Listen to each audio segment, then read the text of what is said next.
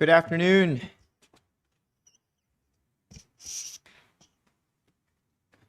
See, we have a little bit of reverb. Testing. Testing, testing.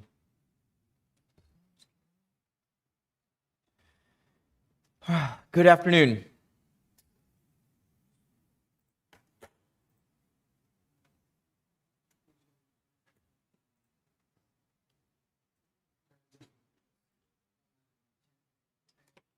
Microphone is on. Testing, testing. How do I turn that off? Testing, testing. Testing. Yes. Yeah, you don't need to worry about that. Yeah. You need to talk to me. Right, but I'm getting, Oh, double audio. I got to turn that off. Testing. Wasn't doing that this morning. Light up there is picking up a bunch of stuff too. It's going live on that. So it might be over here. Just don't need to hear anything off my computer. I'm gonna take double audio. No problem. Testing.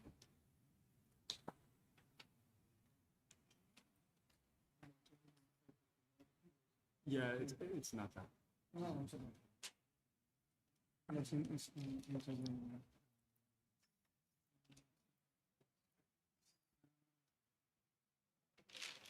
Yeah, that one. Yeah. Can you mute it? Here we go. Testing. No, still.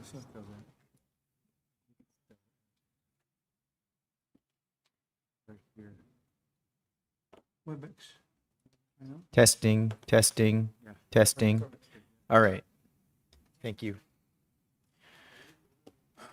We're good.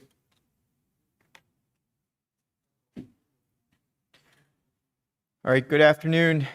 In accordance with Section 45 and 53 of the Planning Act 1990 as amended, this meeting of the Committee of Adjustment of the City of Toronto is called to order. The Committee of Adjustment considers applications for variances from the provision of zoning that applies to property, permission to extend or alter lawful non-conforming uses, and consent to sever properties to create new lots.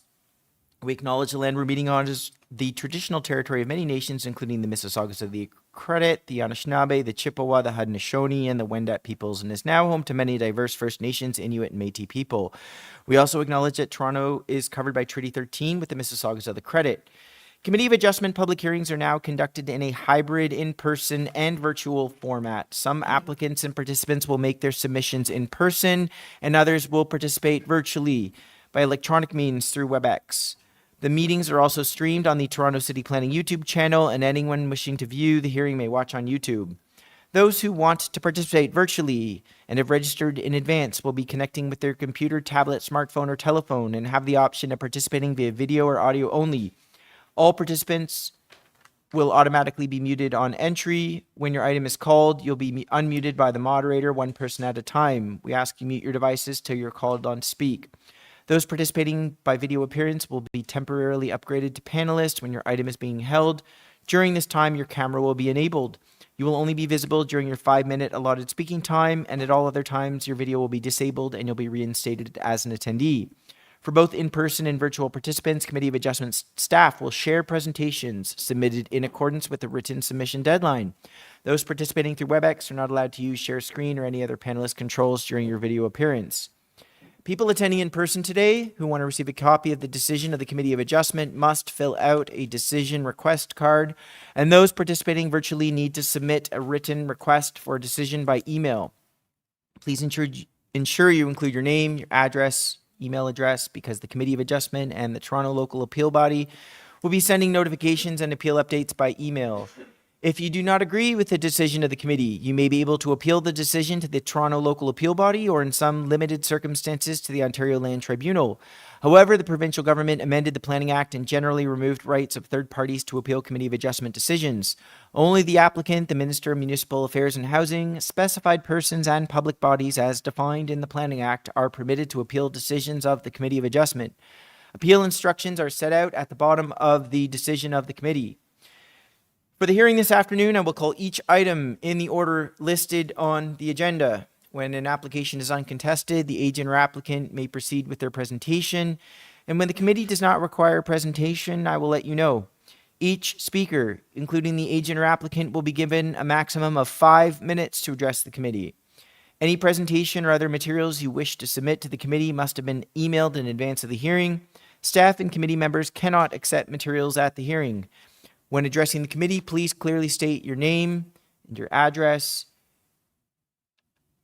and confine your remarks to the matters outlined in the application. The applicant or agent will proceed first. They'll make a presentation to the committee. And again, please note the committee may not entertain revisions to proposals at the hearing today. If the revisions are made, committee may decide to defer the application to ensure the revised application is accurate and all those entitled to notice of the application are informed of the changes. Then individuals either in support or opposed to the application will be invited to speak. Generally, I call in speakers in the hearing room first and then those participating through WebEx. Committee members may ask questions of each speaker after they finish their presentation. And when all speakers are finished, the applicant or agent will have an opportunity to rebut only those issues that were raised by the speakers. This will mark the end of the discussion. The application will then be taken into committee for a decision. All right, staff members, do we have any declarations of interest for items in the afternoon slot? I see none. Great.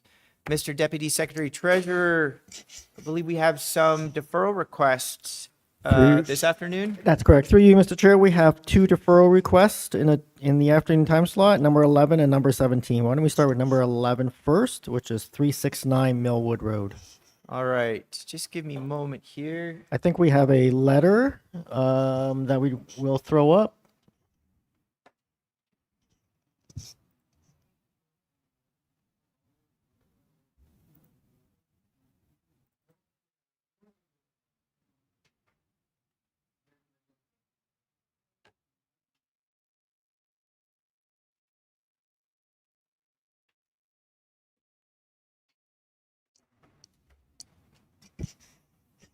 So, Mr. Chair, the email requesting a deferral is up on the screen if you want to take a quick look. The agent will not be joining us. The owner or agent will not be joining us. All right, so we're talking about item number 11. Is that correct?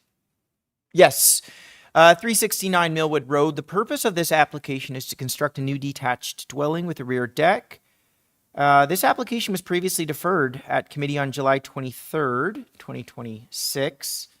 We're looking at variances for FSI, rear yard platform area, east side yard setback for a platform, and west side yard setback for a platform. On file, we have a letter of objection from 371 Millwood Road and 210 Joycey. Okay, and we don't have any speakers. So, no speakers, no agent. Right, let's take this into committee.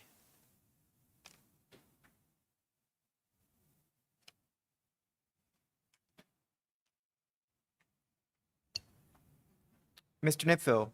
Thank you, Mr. Chairman. I'd move that the application be deferred to accommodate the applicant when they return from Europe. All right, and do I have a second for that? Ms. Klein, all in favor? All right, that's unanimous. That application is deferred. Mr. Deputy Secretary Treasurer, we have another item, I believe. We do. Through you, Mr. Chair, it's item number 17, 5 Parm Bell. Or All Parm Bell. right.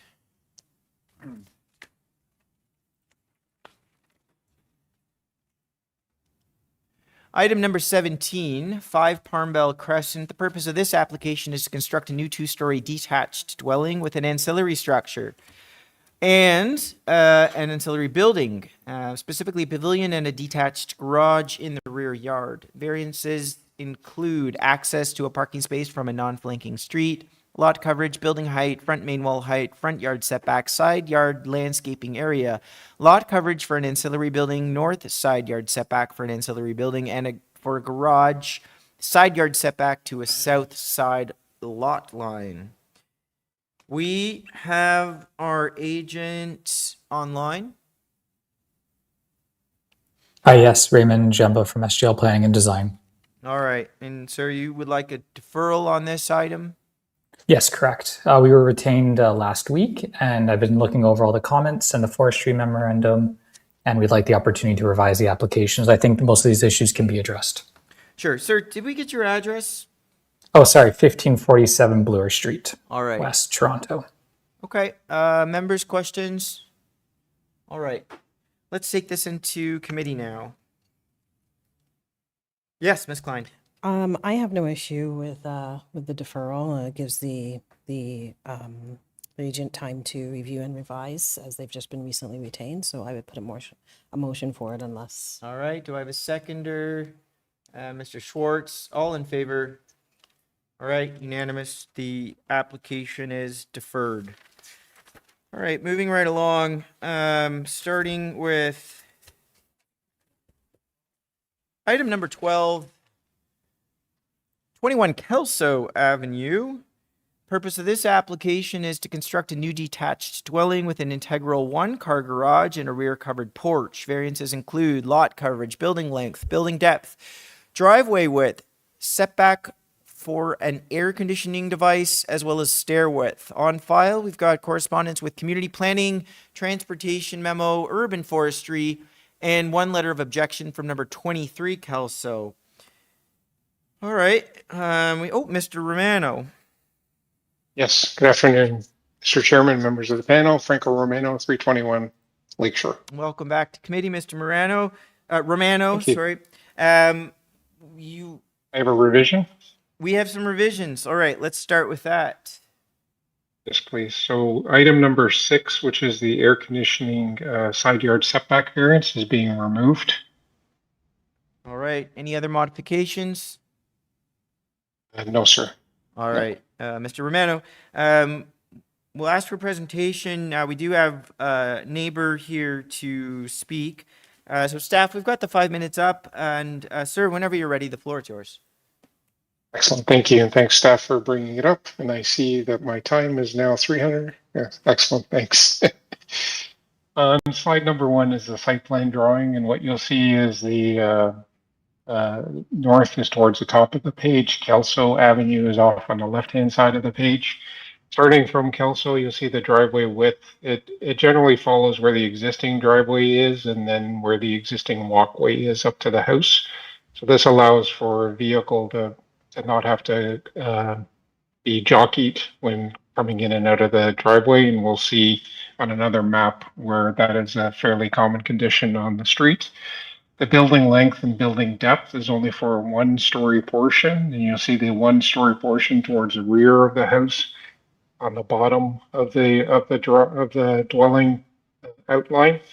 It's highlighted in yellow. So this requires a 1.87 meter south side yard setback variance, and on the south side, the abutting properties on Brook back onto the subject site.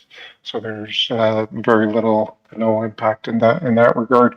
It's over 5 meters. It's about 5.48 meters from the north side. And that is a fairly substantial setback distance, so you're probably not even going to see it. In terms of the building length on the north side, it's 17.98 meters. So that's a fairly modest difference from the 17 meters that's permitted. The lot coverage is 40.7%, and that's the dwelling. And you'll see on the next slide, staff can go to the next slide, number 2. Lot coverage is both on Kelso and next door on Brook Avenue. Quite common to have lot coverage in excess of 30%. That's 90% of those properties exceed 30%, and there are about 41% of lot coverages of 40 to 41%. There's about 4 properties, including some that are next door, and just a property or 2 away. And next door is 39%. So it's fairly consistent with what's occurring in the neighborhood in terms of lot coverage.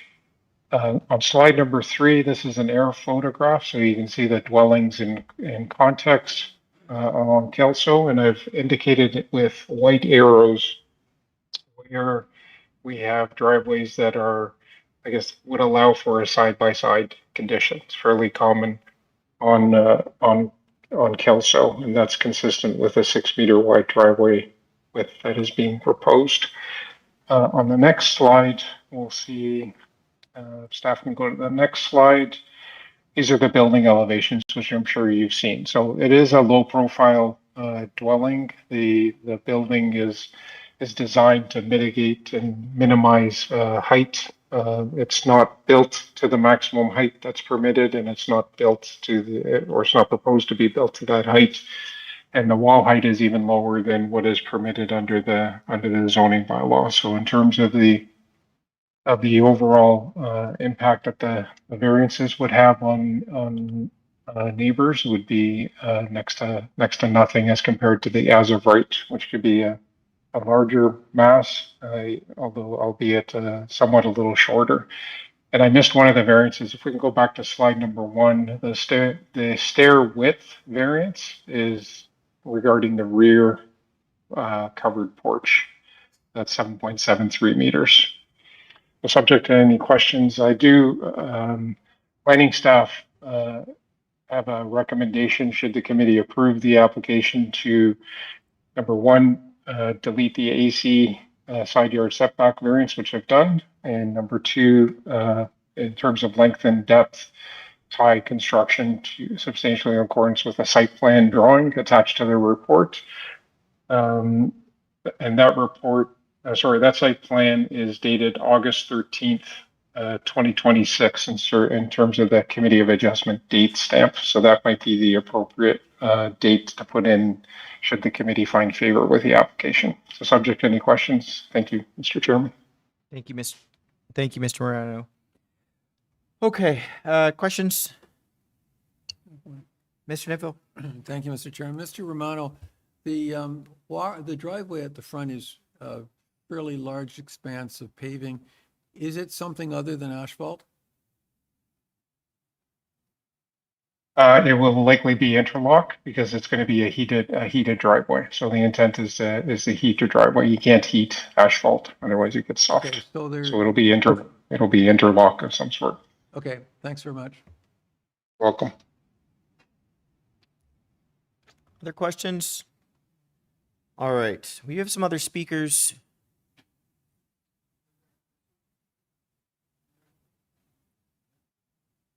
Oh, we have in person. Welcome. Come on down to the podium and let's start by getting your name and address. My name is Sid Fox, and my address is 23 Kelso, so I'm the house to the north of the development. Immediate neighbor. Right. All right. Tell us why you're here today. I'm here because I had questions about the development itself, mostly concerning safety about the pass between the two houses. I saw that the air conditioner was going to be considerably closer than it was before. Yes, yes. And I think Mr. Romano addressed that, but I don't understand what he planned to do. Is he planning on moving that air conditioner away or on the other side of the house or to the north? I don't know. Of course, yeah. But whatever it is, my concern is safety primarily. Okay. I don't think you could fit a gurney down there if we had that area or firemen or whatever. Yeah. With regards to the lot coverage, I understand that the area's been redeveloped. It's primarily infill these days. So we may be the last bungalow on that street, which means we're going to be sitting in the canyon whether we like it or not. I don't have an argument with that. I realize it's the neighborhood is changing. I do object to feeling like I can't see out the south side of the house anymore. So I appreciate the fact that the top floor is now canted. So that should allow more light. I don't understand what that yellow construction is all about. Is that something new that wasn't included originally? It was on the original drawing. It wasn't on the original drawing. Let's pull that up. We're talking about the site plan? The site plan had it was highlighted in yellow, and of course this was the original email is black and white, so it doesn't show anything in yellow.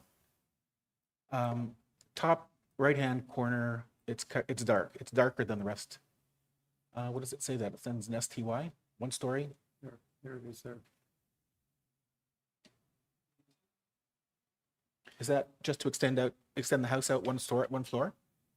I just want to, maybe staff, do we know, we could put an arrow to, It's a breakfast room. are we talking about the bump out 1 story at the rear? Yes. Yeah. It says 1 story. My understanding is a bump out on the first level. Okay, so that's The floor plan, it's a breakfast room, you can see it. Yes, on the, my colleague here, Mr. Niflin, indicated it looks like a bump out, like a breakfast nook, almost like a bay, okay. single story. I understand. So Yes. We'll pull the elevation drawing up.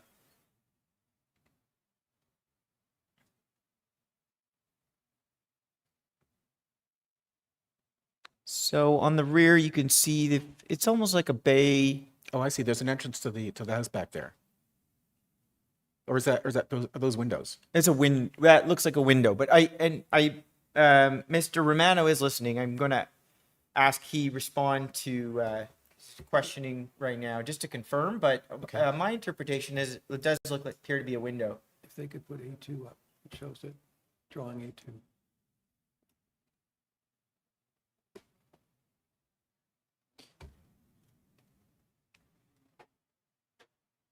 All right. Do we want to see the other elevation? I don't think so. This shows what he's, that's drawing A2. It shows Yeah, Steph, we go to drawing A2,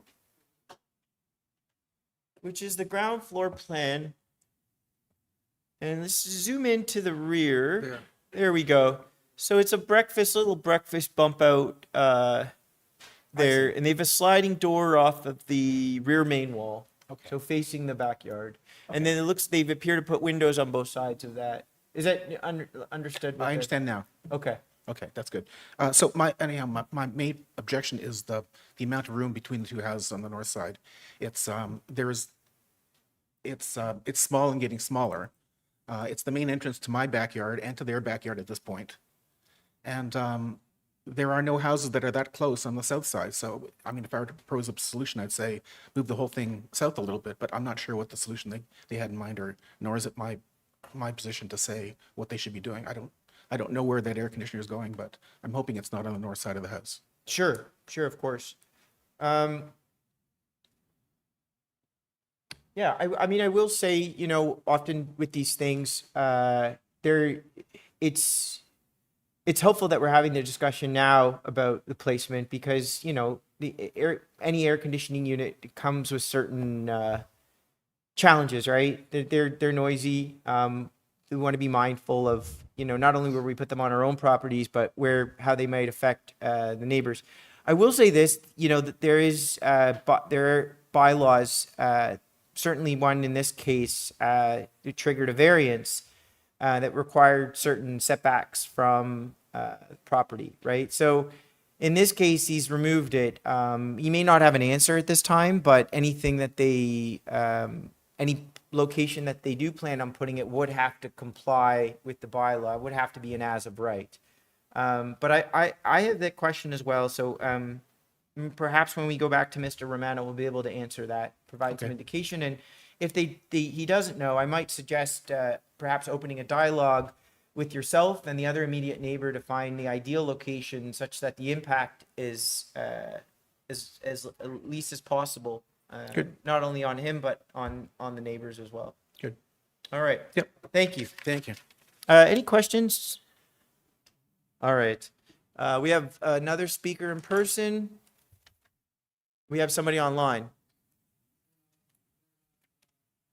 All right. Let's turn it back to Mr. Romano.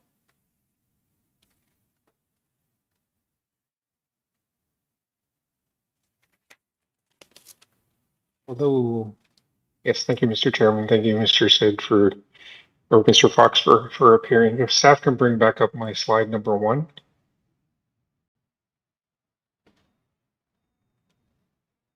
Show, yeah. So we need to see a little more. Yes, perfect. That should be fine.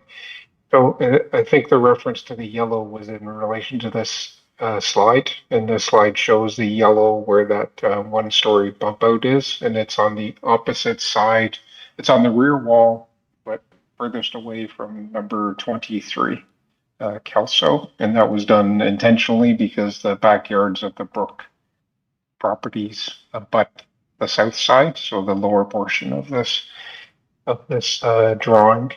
The air conditioner has been moved, and you will see just to the right of the middle of the building envelope, at the bottom of that building envelope, there is an AC notation. And the AC notation is floating there because it is a wall-mounted air conditioner, and it complies with the zoning bylaw. And we confirmed that through zoning and showed it. And I must say, Mr. Chairman, it's not often that we see site plans that show the location of the AC, but in this case we do see it, and it's been relocated to the opposite side. So it's going to be up against the backyards of the Brook properties and not next to 23 Kelso, Mr. Fox's property. In terms of the side yard setback, it is zoning bylaw compliant. 1.2 meters is required. It's 1.23 to 1.24 meters, which is a little wider than the 1.18 to 1.19 that about 2/3 of the dwelling on the site today abuts number 23. So there's more than sufficient space for access along that north side of the dwelling on private property. Subject to any questions, sir? Happy to entertain any. All right. Thank you, Mr. Romano. Questions? All right. I have a couple of questions. Sure. One question is about the exterior stairs. They're pretty wide, and then I noticed that there's paved stone terrace. I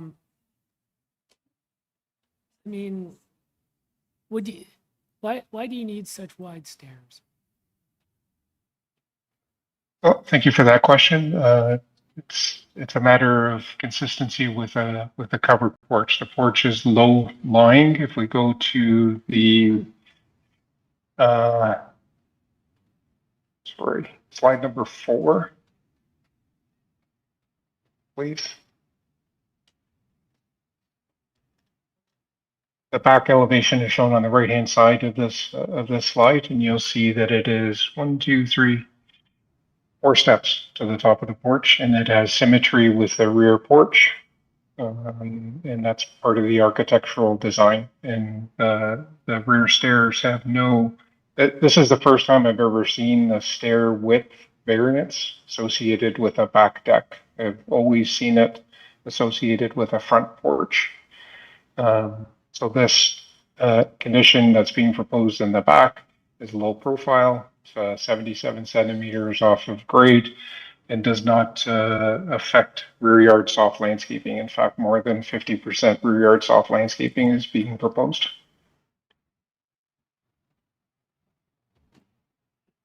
Um, yeah.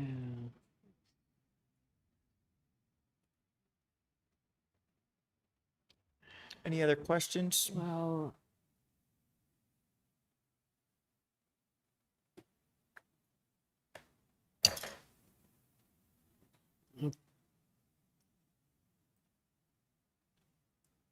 No? Okay, let's take this into committee. Mr. Nipfel. Thank you, Mr. Chairman. I think this is a supportable application, excuse me, particularly with variance number 6 removed. I don't Yes, see that yes. there's any difficulty imposed on the people on either side. In terms of the wide stairs on the back, I think that's a really nice design feature. They pose 2 advantages. One, you don't have to enter the porch from a particular point. You can come from any point in the backyard. And also they operate as seating. Stairs are becoming the new seating for outdoors. So I think that's a really nice suggestion. I don't have any difficulty with the application, and I'm pleased to support it, subject to some conditions. I think part of the reason it's so supportable is because it really makes a good, it really mitigates height well. The massing, everything sits very low to the ground in this. And, you know, even for a building that in relation to its, neighbors more or less is in line in terms of building depth and length. I am supportive of the community planning condition to tie the length depth over to ensure that it is only for this one story. So I would, I'd make a recommendation that if we're approved that those variances, that we include that condition. Variance number 2, 3, and 4 regarding the length and depth, be tied to site plan. And I agree. Yes, the elimination of the air conditioning device is a good one. And also I think addresses the primary concern of the immediate neighbor. Other comments? Maybe motion. How are you feeling about those stairs, Mr. Schwartz? You okay with it?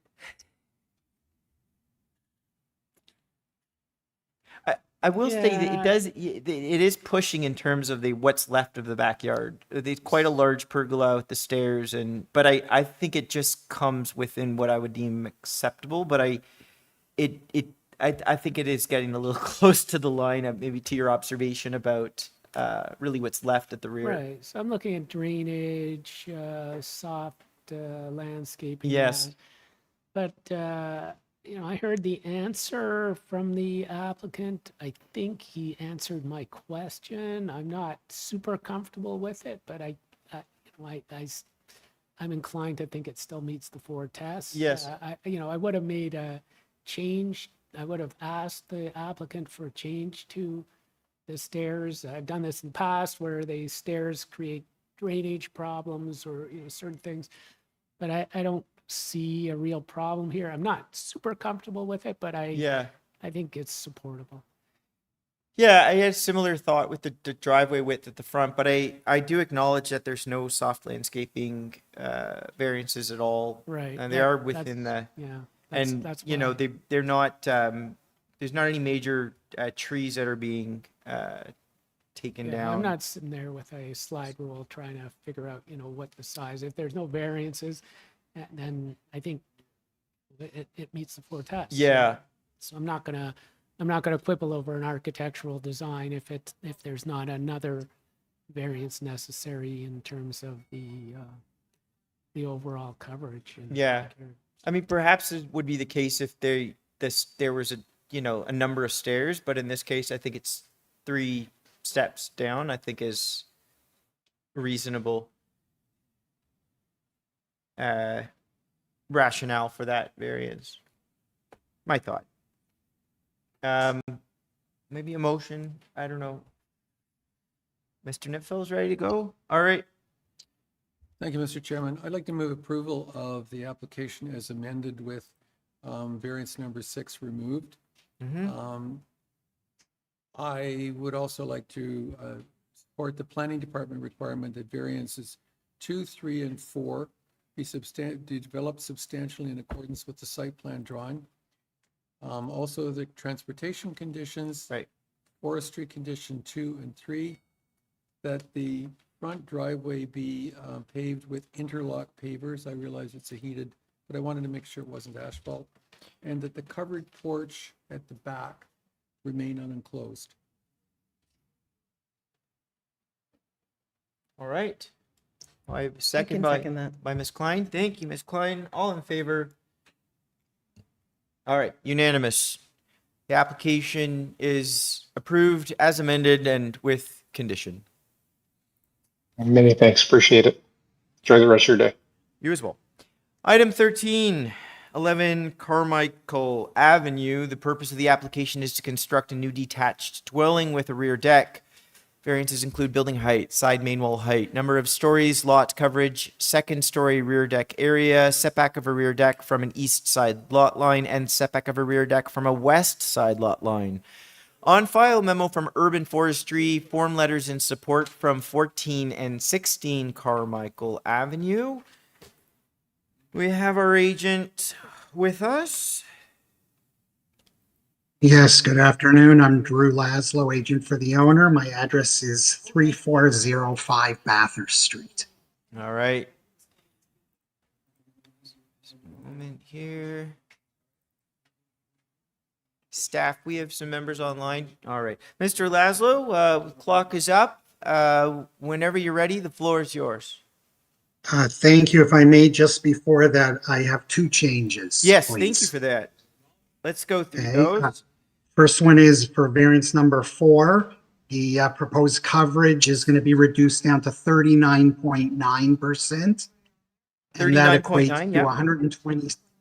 127.6 square meters. And then, sorry. I'll confirm that. And the next change? The next is for variance number 5, and that we are reducing the 23 meter squared for the rear deck. That's going down to 13.5 square meters, please. Okay, just to confirm, variance number 4, we are decreasing the lot coverage to 39.9, which is 127.68 meters square. Correct. And variance number 5, we're reducing the rear deck at the second story down to 13.5 square meters. Correct. Okay, we've Thank you. captured that. Okay, Mr. Laszlo, whenever you're ready, you may proceed. Thank you. Okay, so just briefly, this the proposal today is for a new dwelling. There's 7 variances. I'll just briefly go through them. Variance number 1, we're asking for an extra foot of roof height just for architectural reasons. We'd like a bit more roof height. Variance number 2 has to do with the sidewall height, and it really just refers to a kind of a dormer that we have on the east side of the house. So that variance is only for, if staff could roll up to the east side elevation, I can just briefly show you right now. Scroll up a bit more there, right there. So that kind of dormer right there, that's what the variance is required for. That's variance number 2. Variance number 3, quite technical. I know you guys have come across this quite often. This is just the house is being considered a 3-story dwelling. In actuality, it's a 2 in my mind, and this is only because the basement is not being excavated as deep down as required in order for the basement not to be considered a story.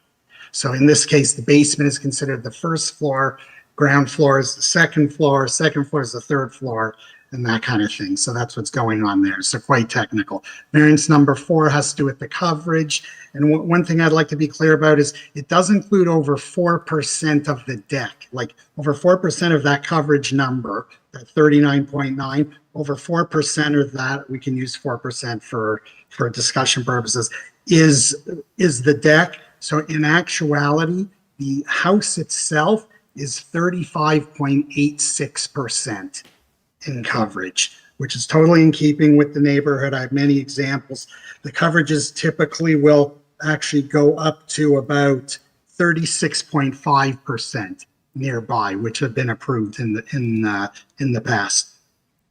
Variance number 5, quite technical, because the rear deck is being considered a platform because it's off the second floor. We're limited to 4 square meters. Again, our deck, we're proposing the 13.5. Variance number 6 and 7 has to do with the side yard setback. I've never, to be quite honest, I've never come across these variances having to do with a rear deck in similar houses that I've done. Not really 100% clear how they arrive at a required side yard setback of 3.19 meters, but I can tell you that both these are very technical in nature. I'd actually like to drive home the point that variances number 3, 5, 6, and 7 would not be required. So 4 out of the 7 variances would not be required if we were to dig the basement an additional 4 feet down into the ground, which would have no bearing whatsoever as far as the exterior of the house is concerned. But we could eliminate those variances if we were to dig down deeper. I think that's my presentation. Thank you very much. All right. Thank you, Mr. Laszlo. Questions? All right. We have some other speakers. Anybody in person? Okay. We've got some neighbors online. All right.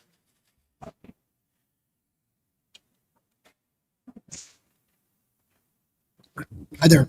My name is Anthony Roselli. I am from 15 Carmichael. All right. Welcome.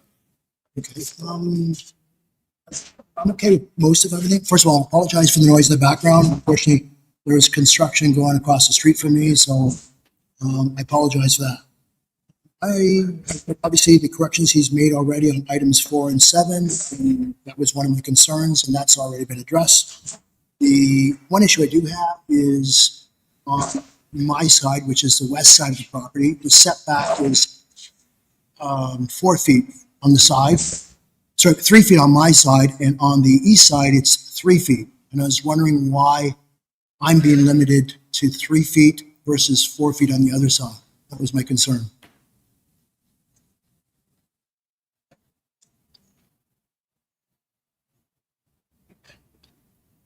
All right. Okay.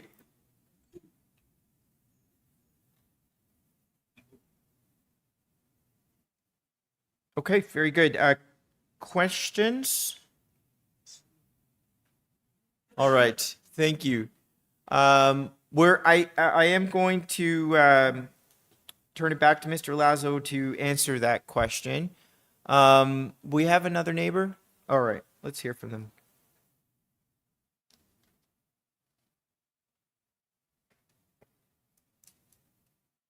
Hey everyone.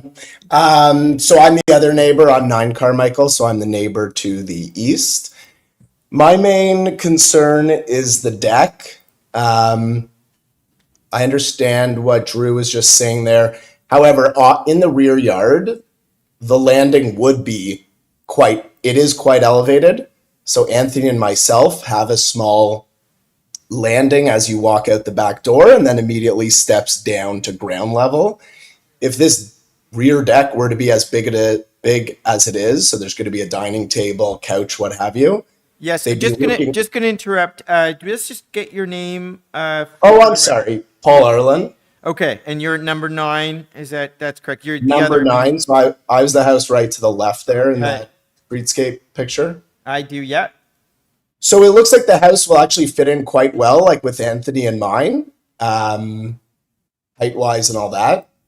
But Anthony and myself have a very similar small little landing as you walk out the back deck because you're at a quite elevated area to the ground.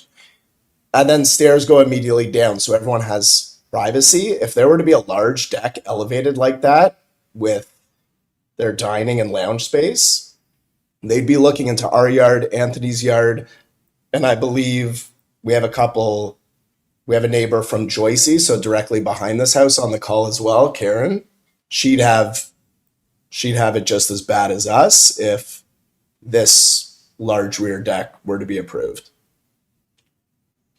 All right.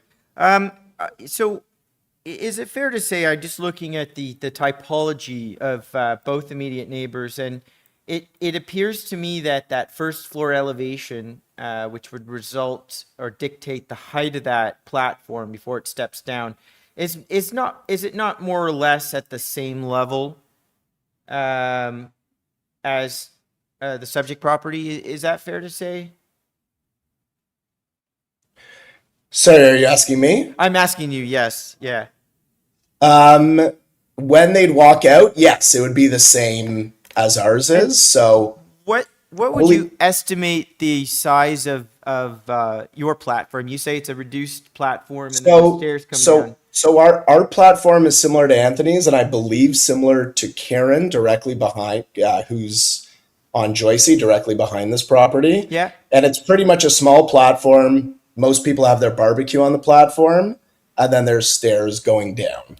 If I had to ask approximately what the size of that platform was in either feet or meters, would you be able to give me an approximation? Like perhaps what the projection and the width might be? I'm assuming it's within, like, what is it, 3 or 4 square meters is what's allowed. So I'm assuming the builder of my house, I'm not sure if there was a variance for it when they built my house 10 years ago. Maybe it's 5 feet, 5 by 5 feet. Okay. Excuse me for using the imperial system. No, that's okay. We're very used to the conversion between imperial and metric. Okay, very good. Members, any other questions? All right, thank you very much. Staff, any other, anyone else online? Okay. Yes.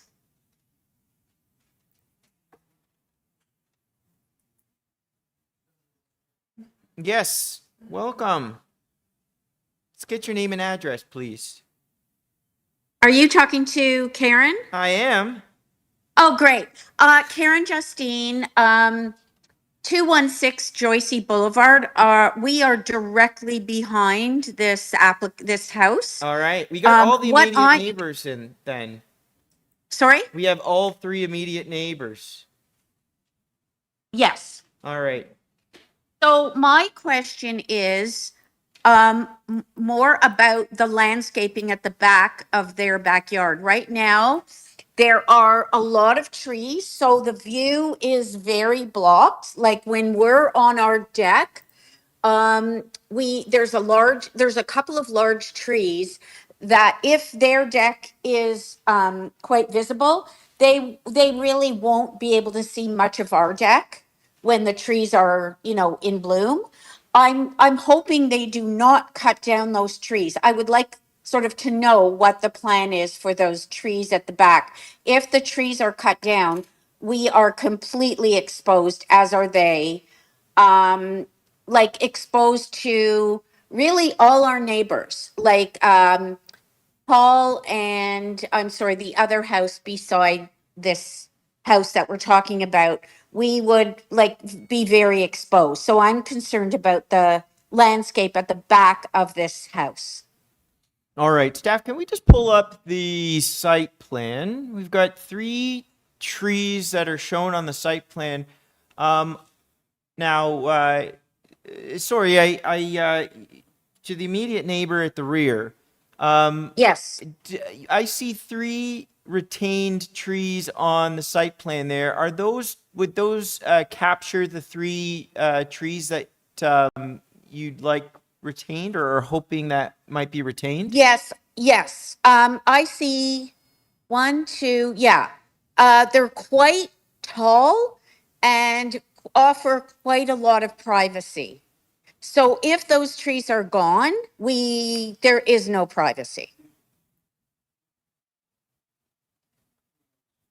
I see. And those we've got a photo. Staff have pulled a Yes, photo. those are the trees. Those All are the right. trees. Yeah, they're different. They're not captured as, but you can see them on the site plan. So I think I mean, I wish I could send you a picture from my backyard too, but it's quite a lot of coverage. I got a Um, good and- indication of what the canopy cover is at the rear. I'm hoping Okay. Mr. Laszlo will be able to provide some clarification of what their Okay, intention great, is there. great. Okay. Any questions? All right. That concludes our speakers. Okay, at this time, we're going to go back to Mr. Laszlo. To the trees, sorry, hopefully you can hear me now. With regards to the trees, we're not planning on removing any trees except for one that is located at the back right corner of the house itself. That's just going to be in the way of the actual proposed house. So all the other ones where we're planning on, we're planning on just submitting for permits to injure and keeping the actual trees. With regards to so hopefully that answers that. With regards to the deck itself, so initially the deck we were proposing was 12 feet deep. We've taken that down to 6 feet deep, and I've submitted some revised drawings which reflect, that deck that's only 6 feet deep. It's one of these things where, again, going back to the technical aspect of things, if we had a deeper basement, the deck itself would fully conform, and as a matter of fact, it would allow it to be an additional 2 feet deep. It would be allowed to be 8 feet deep, full width, kind of what's shown, but actually 8 feet instead of the 6 feet as of right. So, we have offered to put up privacy screens, so we're more than on both sides. We're more than happy to do that. And again, at this point, the deck is only 6 feet deep, so there's not going to be a lot going on there. Yes, it's a half decent sized deck, but it's not like, oh my God, massive deck by any means. Okay, final just concern to address is why the 3-foot side yard setback. So we do comply to both side yard setbacks. The required side yard setback is 0.9 meters or 3 feet. And I guess the question to the neighbor at 15 was, why did he get the 3 feet as opposed to the other neighbor getting the 4 feet? And that really came down to the driveway. We can't have the driveway on the opposite side where it's shown. And we always like to have the walkway, the widest walkway leading to the back of the house on the driveway side. Okay, and that's because that's where the main access to the backyard is going to be. So it's really just resulting from the fact that the driveway is going to be on the side that it is, and that's the side we want the 4 feet on. And as a result, the other side ended up at 3 feet. I guess in reality, both sides could have been or could have had a 3-foot side yard setback, but because of coverage and that kind of thing, we had to kind of keep things in check. So one side ended up at 4 feet, the other side ended up at 3 feet. I hope that answers the neighbor's question without me rambling on too much. Okay. Thank you. And can you clarify the existing dwelling right now? It's the setback is fairly less. So if my understanding is correct, the new building, I should say, is going to be set back a little bit further than the existing. Yes, quite. Yes, I'm sorry for interrupting. Yes, you're 100% correct, and I should have actually brought that up. So thank you for bringing that up. Yes, we're actually increasing the side yard setback of the existing house by exactly 1'6". So it's going to be 1'6" further away from number 15. Okay, Thank you. all right.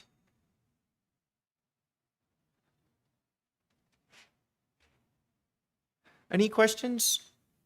Just so I understand the deck, was the applicant conceded or offered that they're willing to install privacy screens? I think I heard that, right? They did. I will also note, Mr. Schwartz, there's a modification to the deck area. They've reduced it to 13.55 meters square, Right. which results in essentially a 6-foot projection What are you- instead of the 12-foot projection. I also note that we're What- talking about a reduction of a platform, but it also looks at it may result in saving one of those mature trees at the rear, because with Right. the earlier site plan, that deck just is right in the way of it, which I actually I think is quite problematic.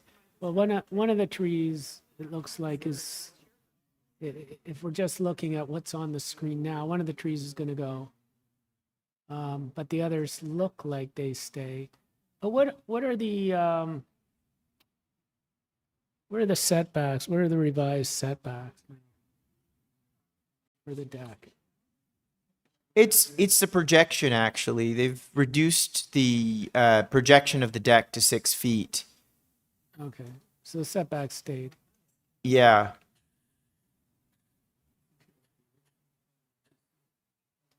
Yeah, I'm looking at it now, which I actually take issue with that deck coming right into the way of that tree, which in fact that tree I think, if I'm not mistaken, provides a bit of screening to one of the immediate neighbors at number 15. I'm sure that neighbor would appreciate maybe retention of that mature tree there to help mitigate some onlook and privacy concerns. Are you saying the tree at the right off the? Right off the corner there. I mean, So- it's close. I still frankly have a little concern. I don't know how you could keep that tree when you have, It- even if the deck was made smaller, if we allow the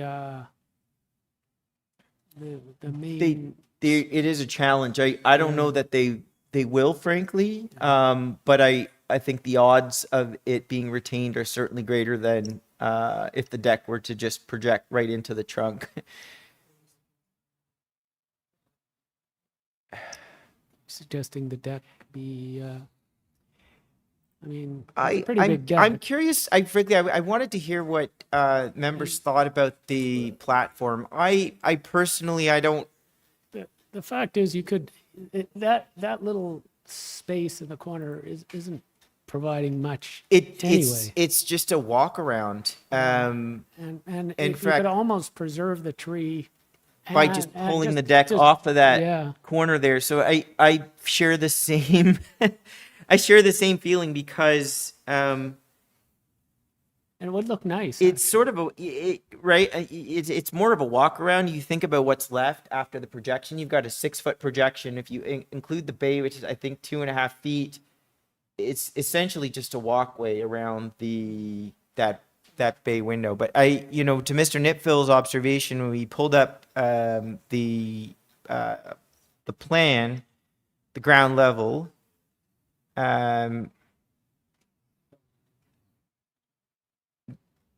yes, you're right. That was a different one. So there's no access from that bay. The problem is, if you look at the main floor, that portion that's stuck out, that's only on the floor above. Look on the main floor plan, The bump out's on the second. bump out only on, so it's an overhang. It's not really intruding in. Okay. I appreciate. Thank you for that clarification. Yes. I see. I mean, I think it would have been. I would be more comfortable with the variance if that. And right now, the platform is in line on both sides, and just given some of the concerns about the size of the platform and the proximity to the tree, which is another concern raised by the neighbor at the rear. It would, I think, be, I'd certainly feel more comfortable with approval of variance if that deck was pulled back a little bit. Also noting that there is only a 3-foot separation distance there versus the 4-foot on the other side. So the platform comes another foot closer to the lot, almost as if maybe the deck itself could have an additional foot setback, which pulls it away from the tree. But I mean, that it's going to be up to them to design the deck however they wish. We don't have a site plan in place to tie it to, but you know, certainly reducing the platform area might, I would presume that's the first place that they would pull it back if there was a reduction in the variance number 5. I'm not convinced that that variance needs to be approved. Excuse me.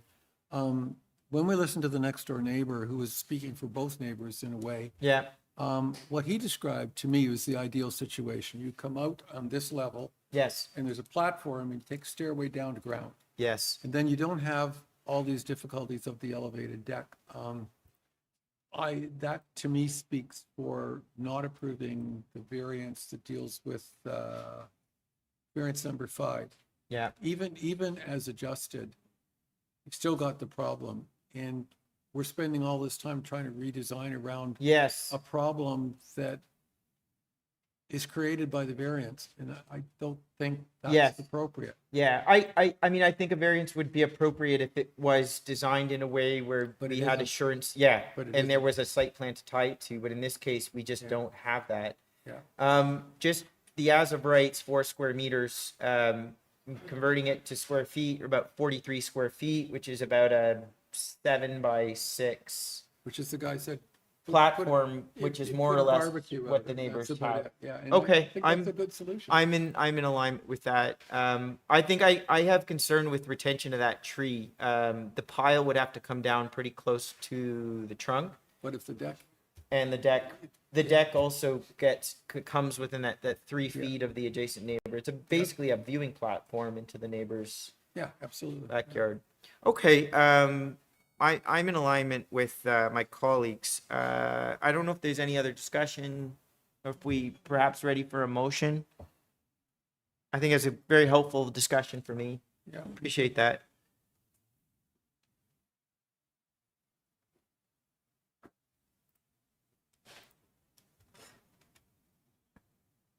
I'm ready for a motion. Sure, Mr. Nitfield.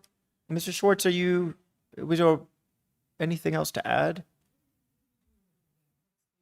My motion is going to be that you not approve it. They build within the as of right, essentially, which is 4 square meters. Which is what they have next door. And on both sides and behind. Yeah.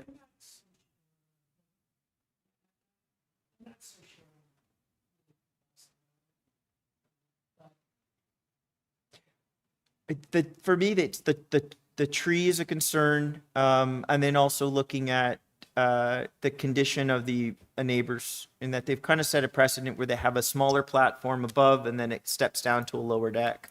So I think we got to do, well, one of two things. Either approve with the screening. Yes. I want to prove it just as is, or just refuse it. So Yeah. go ahead. I get the idea that 3 of you have decided on, and I'm sitting on the deck. So I don't, but I could go either way. I'm not, whatever the panel decides, I'm going to support that. Sure. All right, Mr. Nitfield, we'll hand it over to you, see where this Thank you, goes. Mr. Chairman. I'd like to recommend approval of the revised application with, or the modified application with variance number 4, changed to 39.9% or 127.68 square meters. Variance number 4 is refused. Forestry, 5, Mr. Nitfield. forestry condition number 2. And I think that's it. All right, just point of clarification, the refusal is on number 5? Yes, as, yeah. And number variance 4 is five, the amended. Number 5 as amended, which was 13.5. I'm recommending refusal of variance number 5 at 13.5. All right. Do we have a seconder? can second that. Ms. Klein, all in favor? All right. That, Okay. Mr. Schwartz, I, that I makes, said I would, so I will, but, you know, if it were my motion, I probably would have just allowed the reduction on 5, but it's okay. It's justifiable. I understand what we're doing. all right. Yeah. So that's unanimous. That carries. The application as amended is approved in part. Thank With you very condition. much. With condition. Okay. Thank you, members.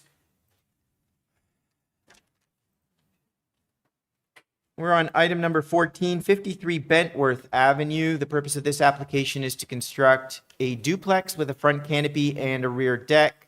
6 variances include rear deck, east side yard setback, parapet height, setback of a front canopy from an east side lot line, east side yard setback, and west side yard setback.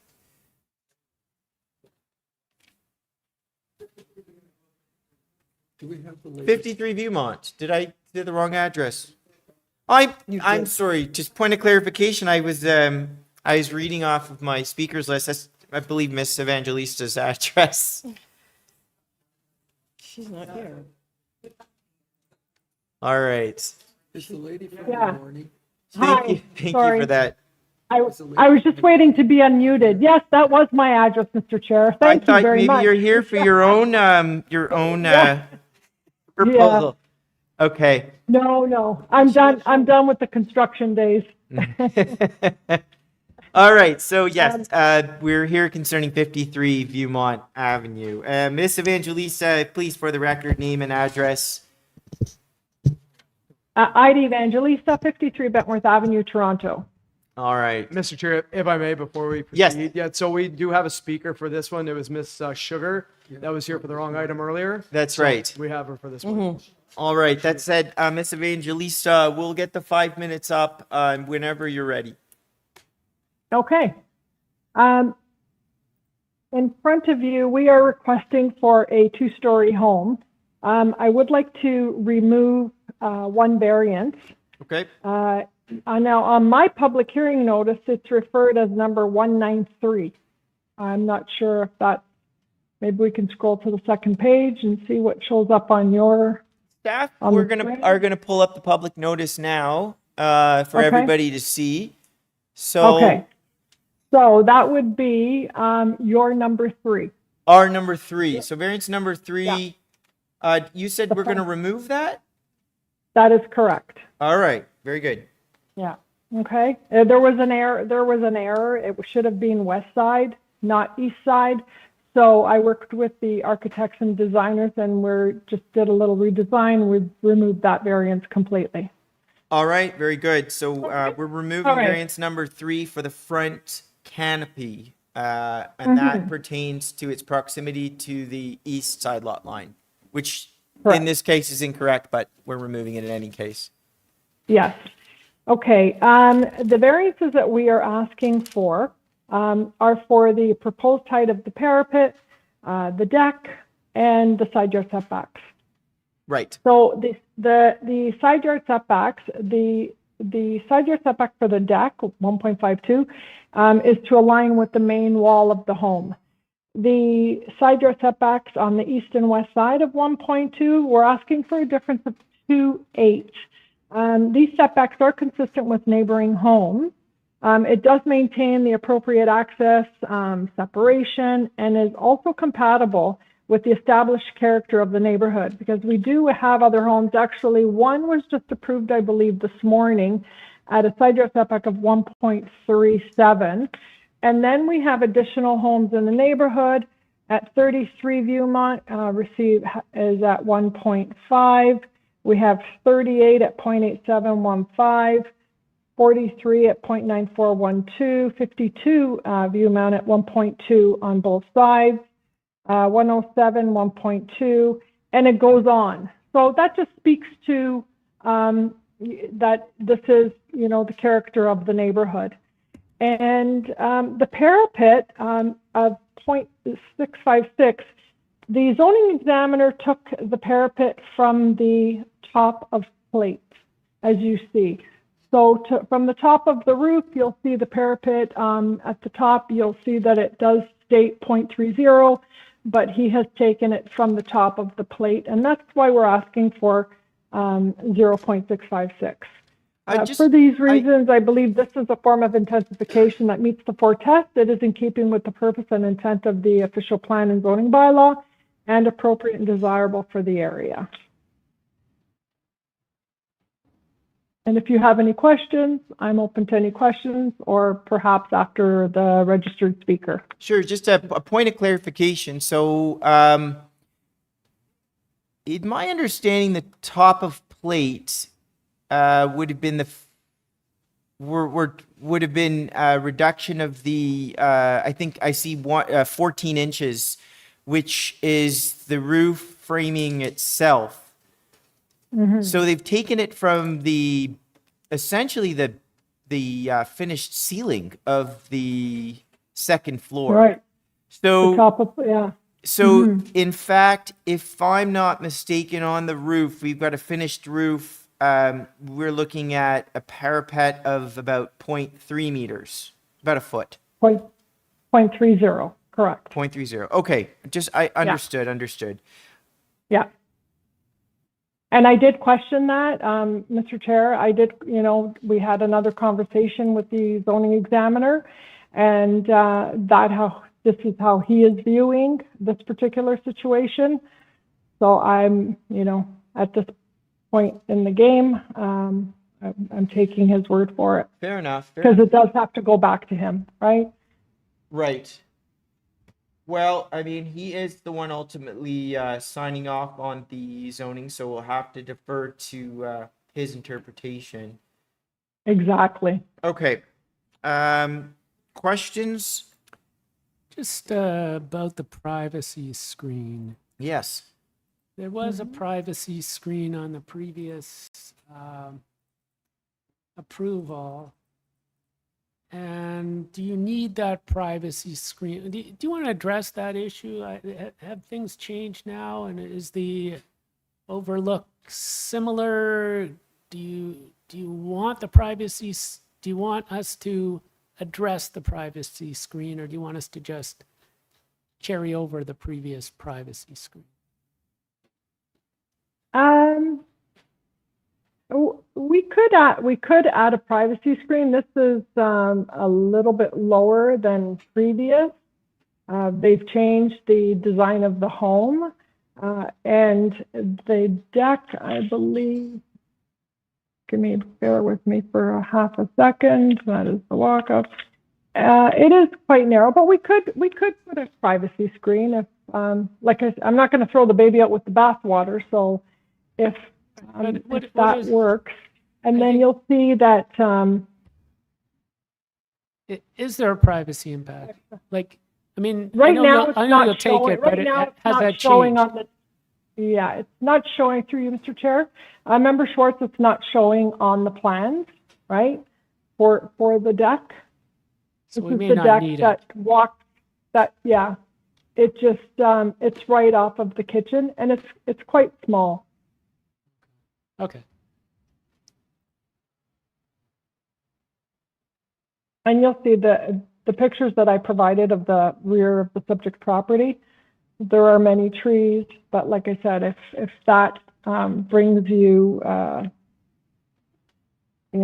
some solace, then yeah, I'll provide that. Yeah, let's see what once we get into committee, I'll check what my colleagues think, whether we need it. Yes. We might not. We do have another speaker. Right. So I figured we'll we should address like it. to hear from them. Any other questions right now? Okay. Let's hear from, is it Miss Sugar? All right, let's hear from her. Sandy Sugar from 43 View Mountain. All right. Hello?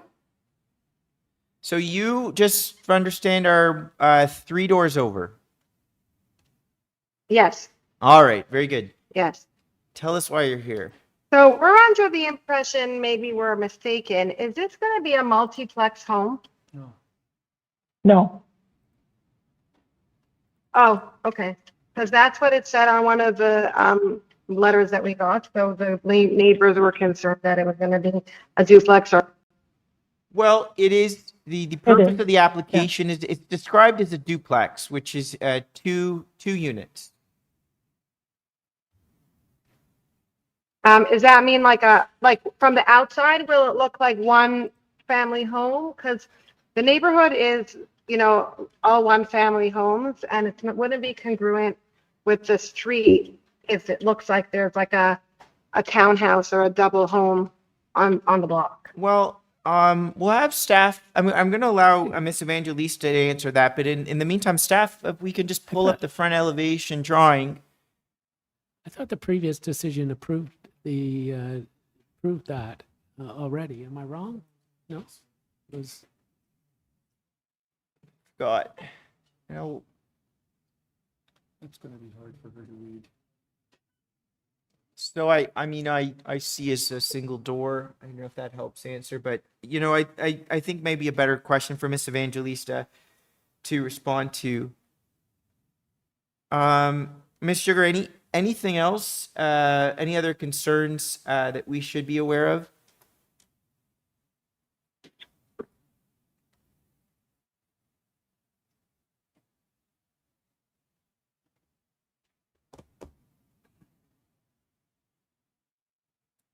No, we're not. We weren't concerned about. We were just concerned about the more than single family home, and it would create more traffic on the street with parking, and you know how many families are living there, and that type of thing. All right, very well. Questions, Miss Sugar? Can the person that's No, we're talking thank you. to, can she see this drawing? Miss Sugar, can you just, my colleague wants to know if you can see the presentation slide that staff are sharing online. No, I cannot. No, Okay. I wasn't Well- able to see it. All right, very well. So, I mean, I guess, because I was a little confused, I've been looking through. So the previous application was for a single unit plus a garden suite, and this is for a duplex. So it is it is more than one house, but it was sort of more than one previously because they did have a garden suite, right? Yes, I don't, not the one directly before this, but a few ago. A few ago, they had a garden suite. Yes. How many are we, what's the history of this? But, so I'm just trying to address, because the resident's up here now still, and her concern is multi-units. Multi-unit. And there was at one point, although different, but it was somewhat multi-unit in the sense of garden suite, right? So, I mean, I can understand her concern, but it's not a real new concern. It's not like there is they did have something there before. Yes. Yeah. Yeah, she might better. Okay. Let's go back to Miss Evangelista. Hi, Mr. Chair, members, and Ms. Sugar at 43 Viewmount. The view from the street is a single family dwelling. There is at the rear of the property in the basement, there is an apartment, correct? So this is considered a duplex. But this unit is more for, parents, so that they have their own space. This is more of a multi-generational home. This gives them their own space, their privacy. So that's the intent of this home. So it won't, it's not going to be, a fourplex. And as you can see, there have been many changes, and they feel that this is probably the best way to address a multi-generational. because it's all within the home and safer, much more convenient, and that's the direction. I hope that answers Ms. Sugar's question. All right. Thank you, Ms. Evangelista. Any questions? All right. Okay, let's move this into committee. I want to start off by just saying the city permits multi-unit houses. They're an as of right? That includes garden suites, duplexes, triplexes. They refer to it as a missing middle. And it is, as I've said, it's an as of right. And there are multiplex regulations that allow up to, in some cases, I think 6 units in the city. In some areas, it's 4, right? Depending on the area. So this is really not, it's not really of consideration. In fact, the policies are actually geared towards this form of intensification. And, while I understand sort of desire for, single family homes within the missing middle, we have to go by the 4 tests and by the prevailing policy and direction of the council. So I think that's important to note. I will turn it over to my colleagues if they have any comment on the application. Sure, Ms. Klein. I think that this application creates much needed housing and they're trying to accommodate a multi-generational family. Yes, yes. I think the variances are consistent with the design and especially with and that the application is supportable, especially with the variance 3 being eliminated to decrease the impact on the neighbors. So overall, I think it meets the 4 tests, but as usual, I want to see what my colleagues have to say. So I will turn it over to them if they have any comments. If they don't have any comments, I will go ahead and make a motion. No, no comment. Mr. Schwartz? Yeah, I mean, I agree with Mr. Chair's comments on the multi use properties, but I did check it. There was a garden. It's been a multi previously, so it's not like it's changed, but it may have changed for the better in the view of some neighbors because it's going to look like 1 unit. There's not going to be a garden suite. It's going to look like, but it's just multi-generational. So it seems to be kind of more sensitive to the neighbors even than previously, and probably more functional for the user. That's why they came up with it. So I'm satisfied that it can be approved. Ms. Klein, I think, was going to bring a motion. I'm happy to second it. Can I get clarification before your motion? Mr. Schwartz, you were discussing with Ms. Evangelista. Oh, the privacy, screening. yeah. Now, just to clarify, and the person listening, if you can't see the drawings, there's a walkout on the lower level, and then on the second level, there's a wood deck, and on the third level, there's a small balcony. Where were you talking about putting screening? Well, I didn't think it needed screen. Oh, okay, I'm I fine then. didn't think it did, but I noticed that the previous approval did have privacy screens, so I wanted to at least canvass the applicant about whether a privacy screen might be needed. Like if we came up with the idea that And it was she- needed, like I know she- my colleagues are big on privacy She agreed screens. with as you, right? She said she'd put it in if that's what it took, but she sort of suggested that it wasn't as much of an issue, right? So she's agreeable to privacy screen if we impose them.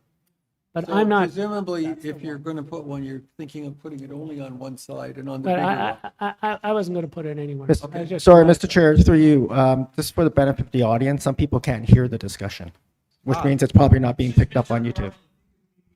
Yep. Here we Thank- go. So Thank you for that. basically, Sorry. I'm saying I don't really have any conditions except she removed variance 3, so we need to keep that in mind. And I think, do you want to tie it? I think we probably want to tie it to site plan, probably. Right? Okay, thanks for clarifying, Barry. But I'll leave Ms. Klein to bring the motion because she No, you go ahead. You go ahead. I'll second whatever you, you go ahead. But she said already she's removing variance 3, so we want to get that in on. And site plan, I'll leave it up to you. Okay. I don't think there's any benefit to tying to site plan. They're essentially maxing out the variance on all the sides. There's no bump outs or anything. So,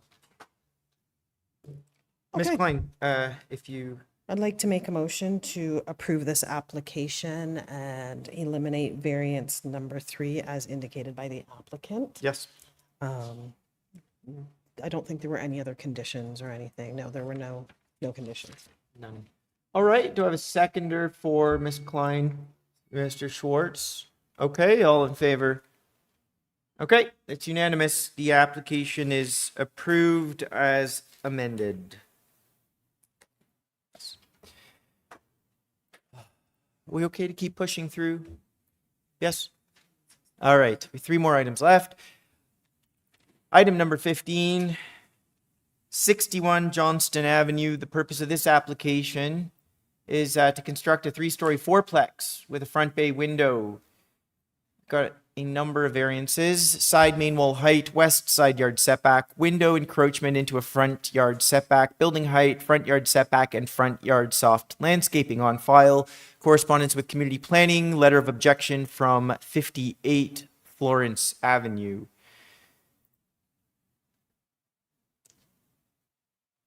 All right, we have our agent, Mr. Rubinoff, online.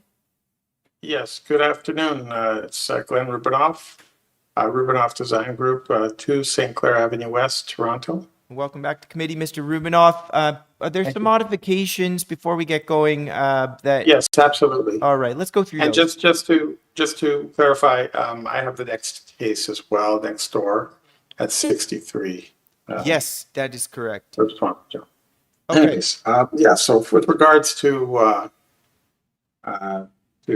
61 Johnston, we are going to variance number, we met with city plan, the planning department, the area planner, and agreed to make certain changes. We're eliminating variance number 4 related to the height of the dwelling, and we're eliminating variance number 6 pertaining to front yard soft landscaping.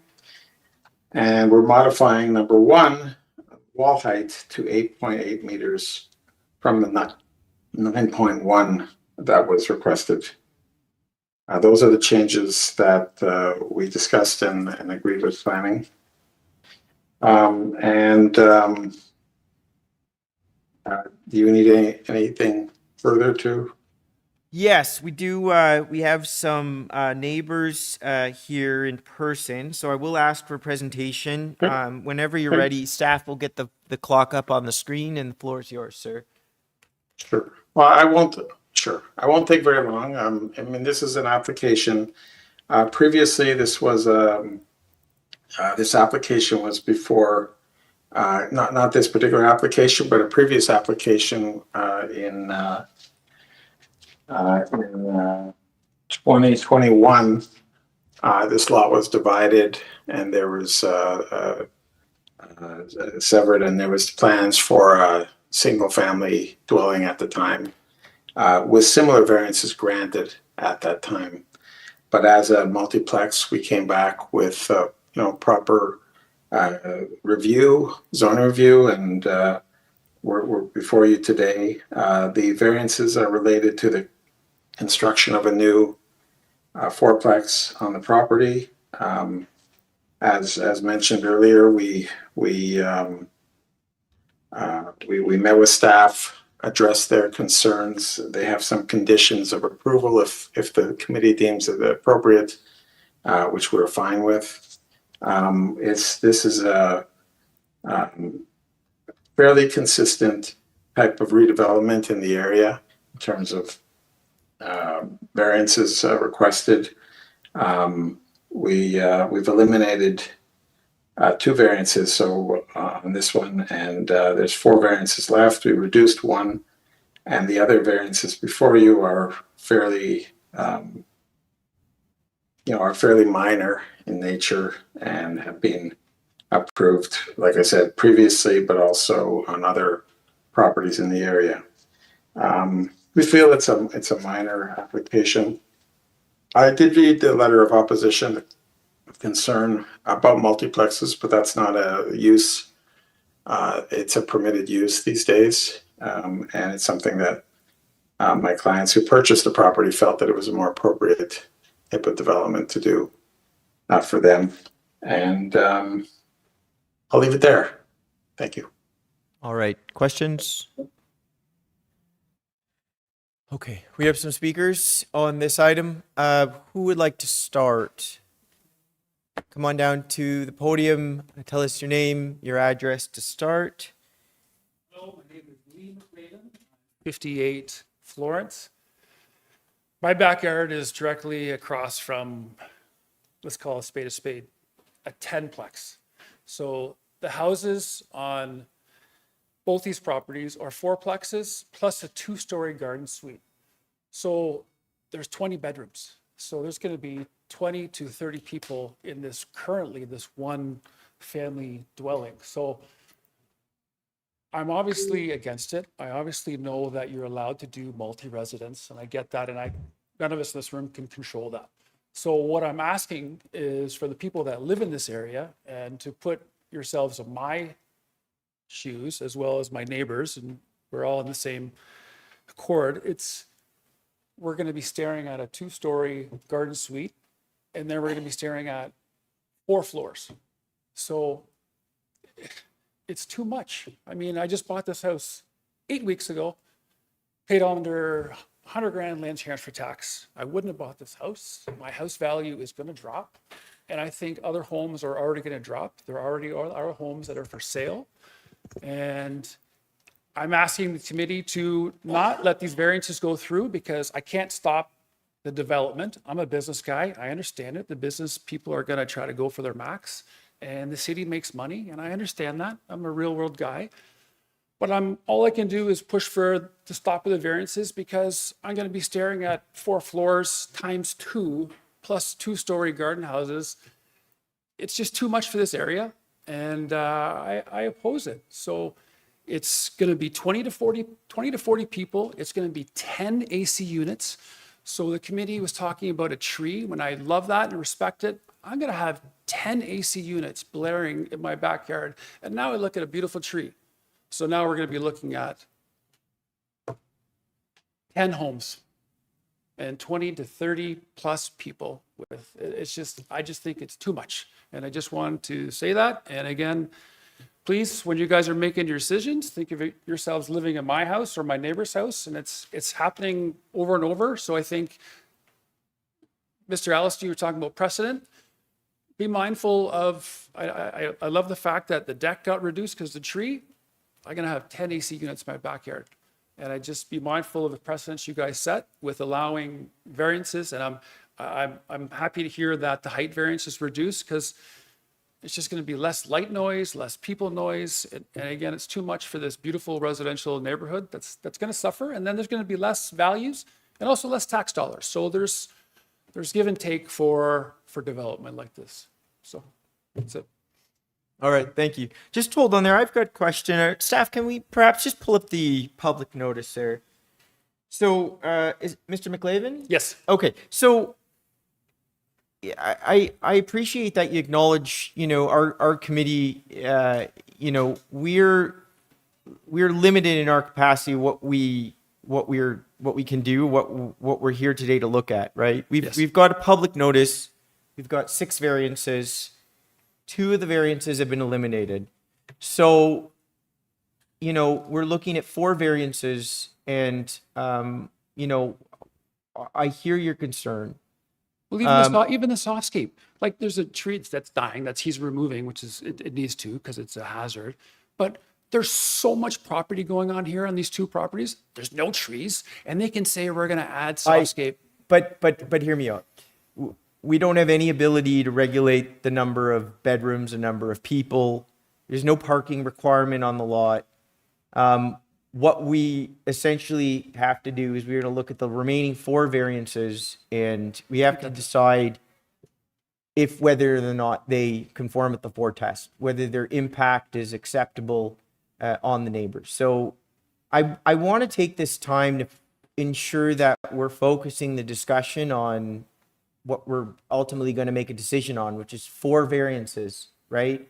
Well, the one I was going to talk about was the height, obviously. 'Cause So I know let's, staring. you're right. And That's been reduced to, it's been removed. and there's a reason why completely. and there's a reason. So it's an as of right, right? For sure. So I've got 4 variances left, and I want to provide you the opportunity, if there's, we've got the 4 variances there, if there's something specific, then those variances that is problematic, you know, I want to shift the discussion to because again, we're only here to make a decision on those 4 variances.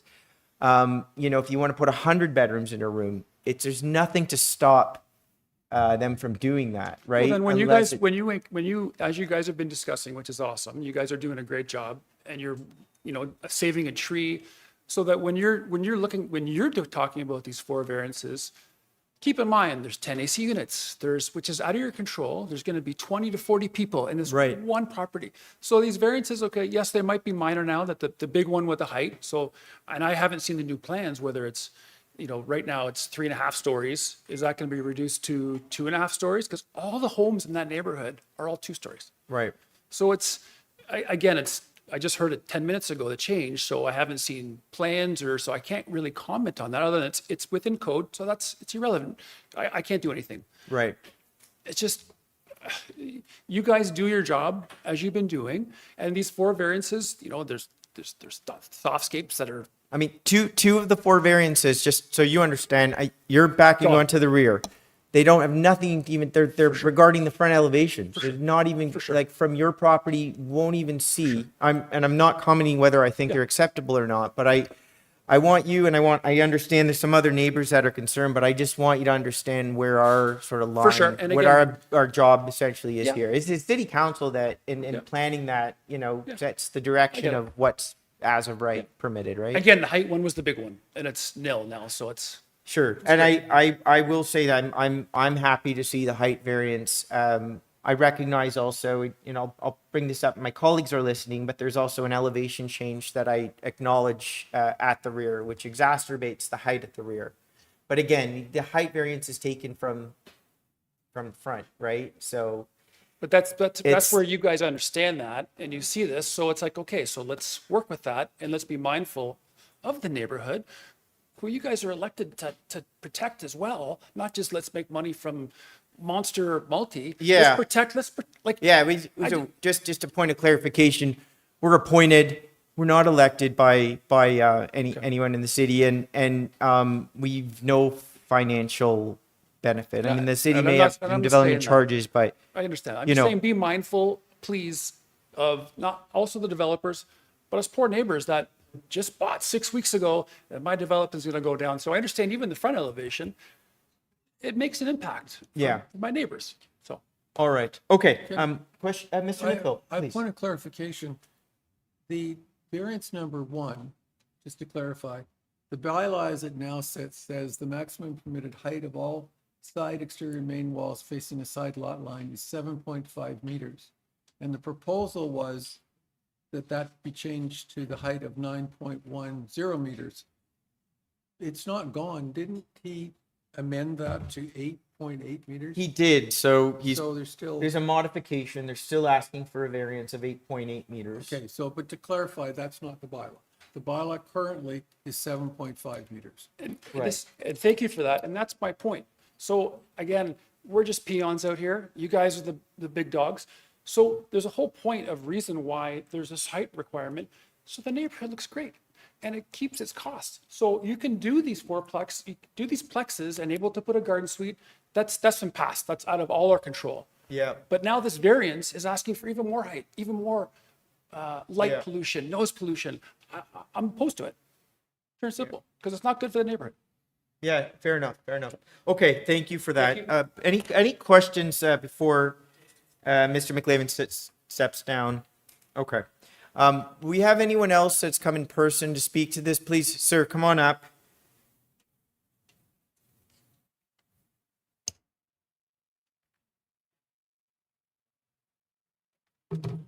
Good afternoon.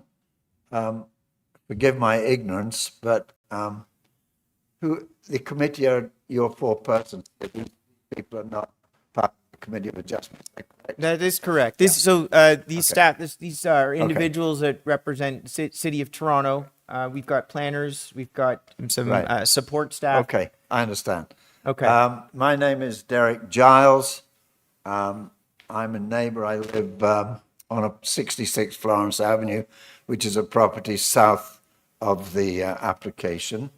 And I'm not directly south, but I'm one lot over from south. And, Across the street. No, I'm south. My backyard. Yes, on Florence. Yeah, Yes. Okay. yeah. I just want to get to the corner of your lot, the northeast corner, just touches their Correct. southwest corner. That's correct. Very good. I have a 50-foot lot, and the corner of what was that 50-foot lot, which is being subdivided, is that northeast corner. That's 225. correct. Got it.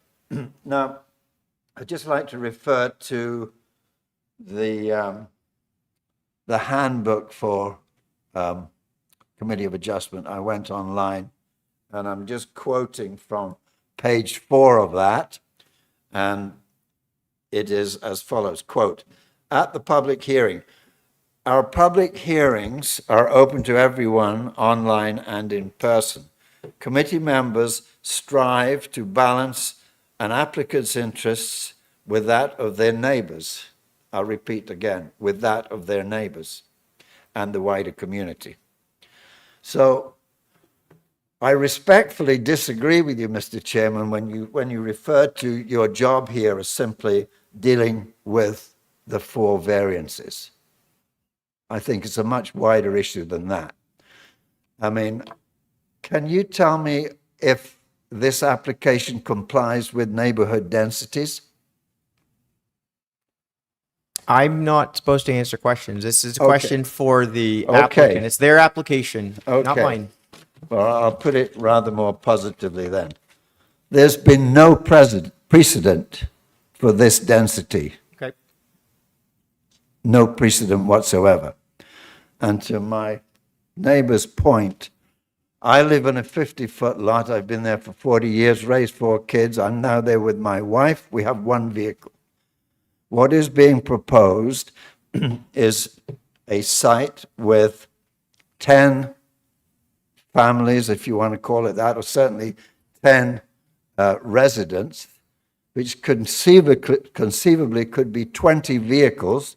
I don't think that's really likely, but certainly 10 vehicles.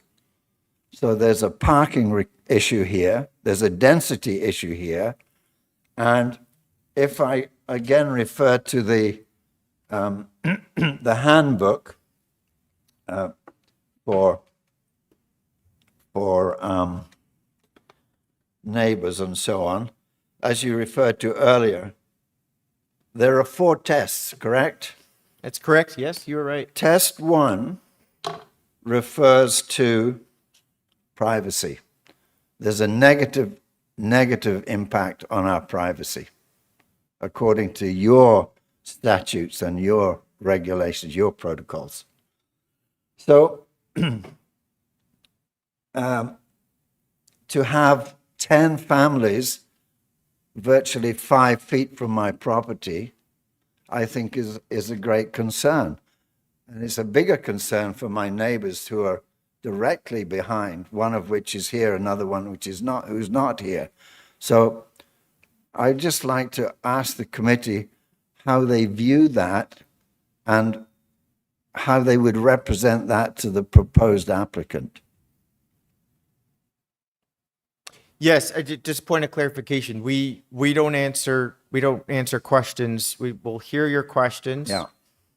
We want to provide, after everyone's spoken, I'd provide the agent an opportunity to respond to the questions that you're asking. Yeah. And then once we go into committee, we have an open public discussion about everything that's been said, and we make a decision.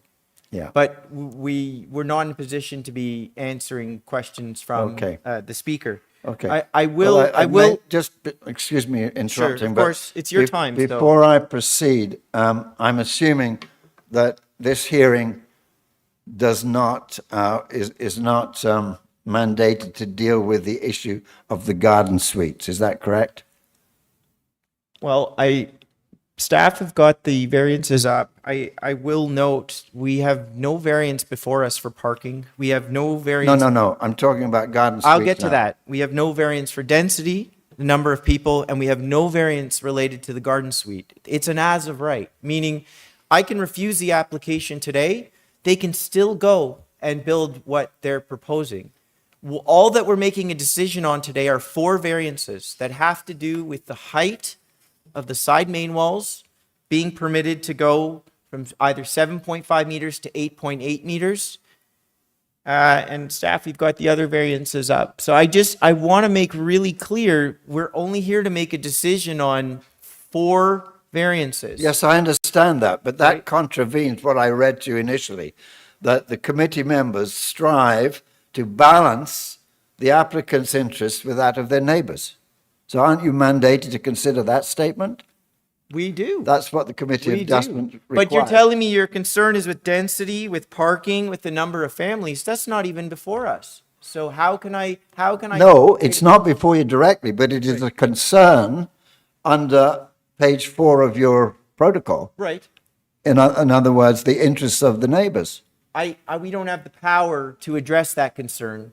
This says you have. It doesn't. It doesn't. And the deputy Let me secretary. read it again, sir. I don't need you to read it With again. respect. All right. With all due respect, sir, you've reached the 5 minutes, so I'm going to provide you the courtesy of having final words if you like, but it's not before us. All right. Do we have anyone else in person that would like to speak to this item? Staff, understand there may be anybody. Please come on down because we do want to hear. Hi, my name is Sari Elahi. I am a current resident at 69 Johnston Avenue. I'm sorry things have become very heated. But just before you get going, you are 2 doors over from the subject property, and you're on Johnson. So you're okay. Very good. Yes, I am a neighboring resident, and I'm actually here. I'm a little nervous, but I'm actually here in support of the application only because I see the difficulty with the like city living and rents and pricing, and given how the property is very close to transit, I think it's a good idea to be to be able to provide housing to more people, especially in this small area and small neighborhood. And with the city's direction supporting multiplexes, I thought it was a good thing to have in the neighborhood, especially with all the high rises coming right at the corner. So providing additional housing, I thought was a plus. So thanks. Okay. No, thank you for sharing that. I am going to ask before you step down. I'm going to ask my colleagues if they have any questions.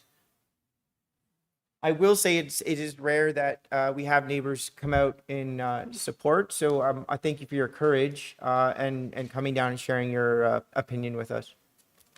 Thank you. Thank you for that submission.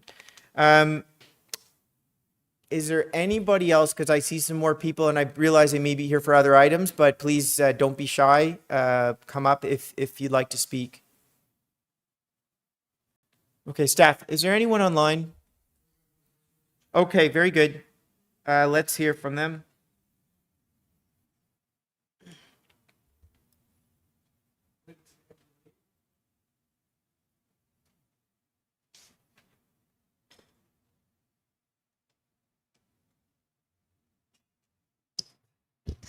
Yeah, Mr. Chair, we've unmuted Andrew Lee.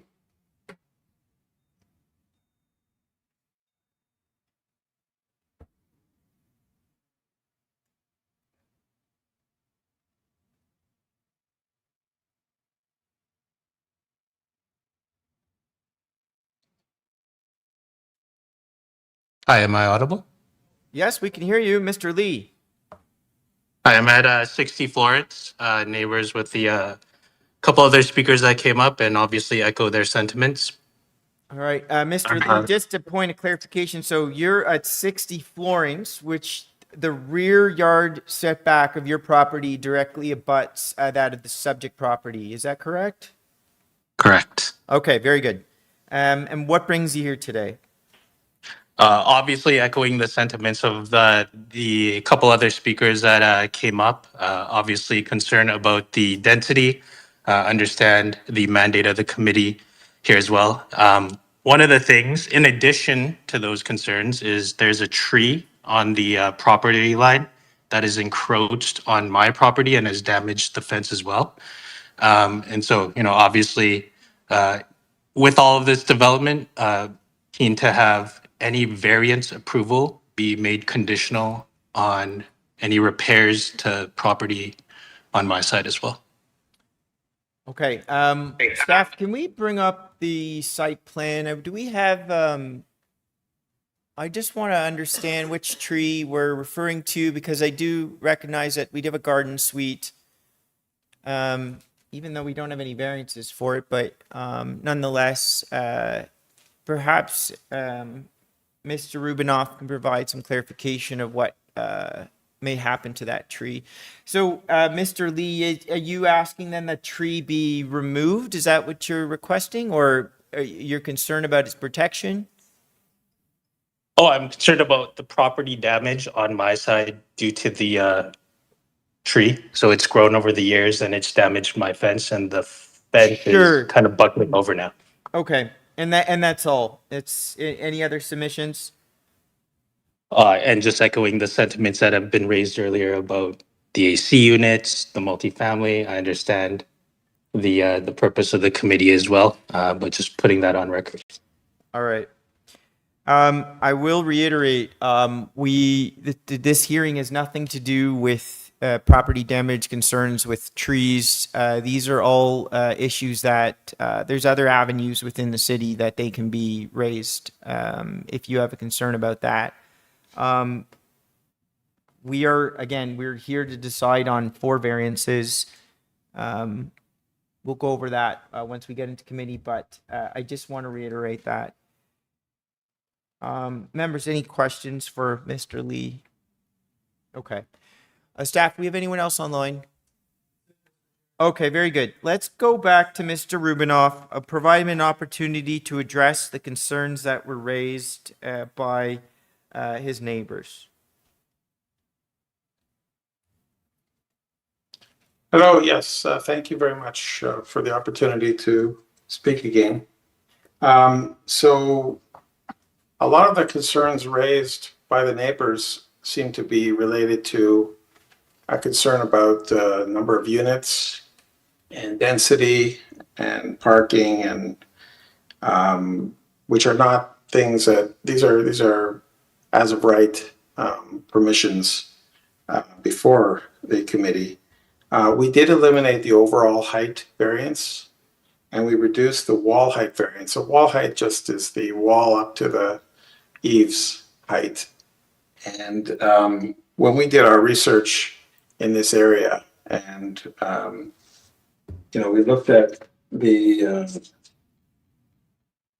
looked at what was approved at the previous application on this site. There was an approval as well for wall height. But the issue before us is really not not what's been raised. We're trying to build a building which has apartments for people to rent. There's a garden suite which is as of right. There are no variances for the garden suite in the back. I think my clients the variances before you are relatively minor. There is wall height approved in the neighborhood. If you looked at the map that we provided, many of the adjacent homes that were redeveloped have heights similar to what we're proposing. There's a variance for front yard setback of about 1 foot closer than required, and that's because of the way in which the houses were set originally from the lot severance. So I don't have a lot to respond in terms of the concerns expressed because a lot of those concerns are not what we're asking for today. And I feel that this application was to be reviewed by city planning staff. And part of what their comments were that they were supportive of these modifications, and that they do ask us to be tied substantially in accordance with the revised elevation drawings that were provided. But community planning was not opposed to this development, and I do feel that we worked with them and we responded to their concerns, and we agreed to any changes they requested. So I feel like what we're presenting to you is a reasonable application in this area, which, as one of the neighbors pointed out, is close to transportation. It's an ideal spot for people who are looking for some rental properties that are not, condominiums. And there are noise bylaws. There are bylaws in place to protect the neighbors, which of course, is required. But this is the intention of the city, is to see more variety of housing stock in the area. Thank you. All right. No. No. Members, questions? Yes, Mr. Nipfeld. Thank you, Mr. Chairman. Mr. Robinoff, the stairway that you have at the back of the building, we've been seeing a lot of houseplexes recently, and very, very few of them have such a staircase. I realize it's a fire escape, but there are other ways of designing the multiplex so that you don't need an external staircase.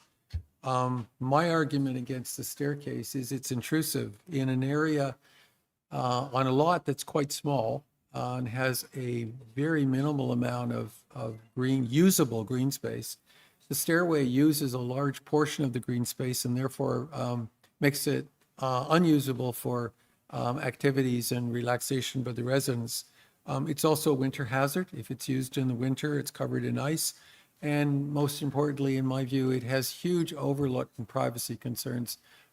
It's very similar to the elevated decks that we talked about earlier in this meeting that provide a telescopic view of adjacent properties.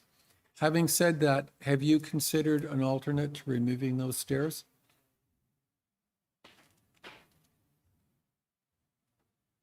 Thank you. Thank you for your comments. I will bring it up with my clients because we have to deal with building code, but we also, I appreciate what you're saying because, you are right. It's a maintenance issue if there's some concerns about weather and they can be intrusive. There are certainly things that are challenges for multiplexes. A lot of the code-related items require the exits at the back as well as the front, and it does challenge us, but we certainly are open to considering that, and I would talk to my clients about it just as a professional courtesy, because it is something that while it's not before the committee today in terms of specific variances, it is something that is a valid concern. Thank you. Other questions? Okay. We've heard a lot on this, members. Let's move this into committee now. I think it might be helpful, given that we've got 4 variances, if maybe we can move through each one. Somebody would like to get us started. We've got 4 variances. The first one has to do with the side main wall height. We've got a reduction to 8.8 meters.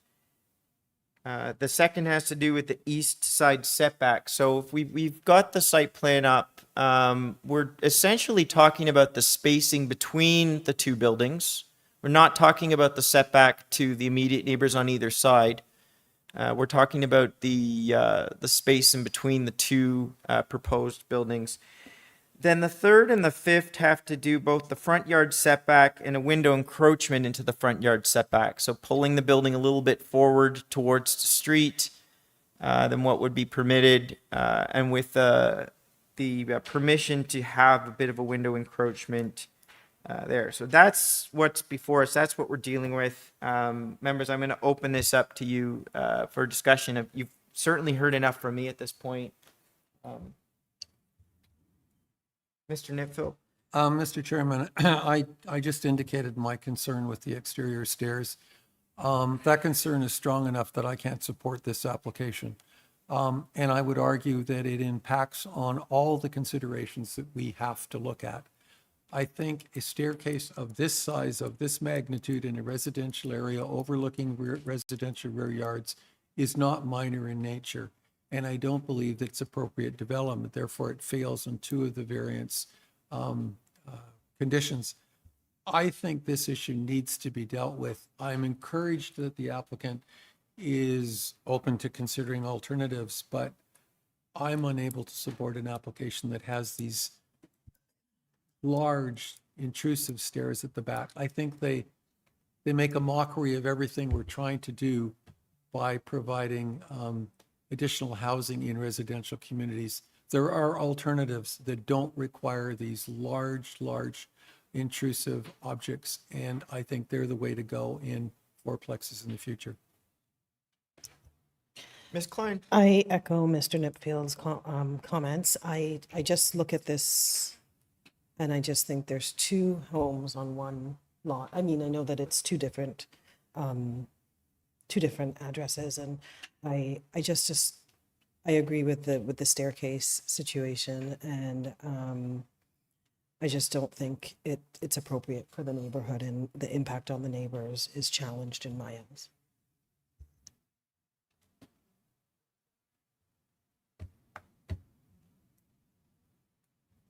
Sure.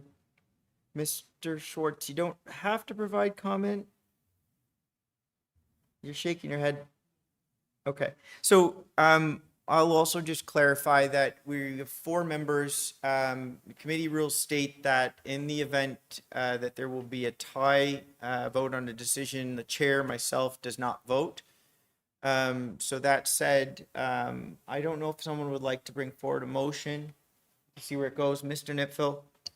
Thank you, Mr. Chairman. For the reasons I mentioned, I don't believe that this application meets the 4 tests. I don't believe it's minor, and I don't believe it's appropriate development. And on that basis, I move that we refuse the application. All right. Do I have a second for that motion? I'll second it. Okay, second by Ms. Klein. All in favor?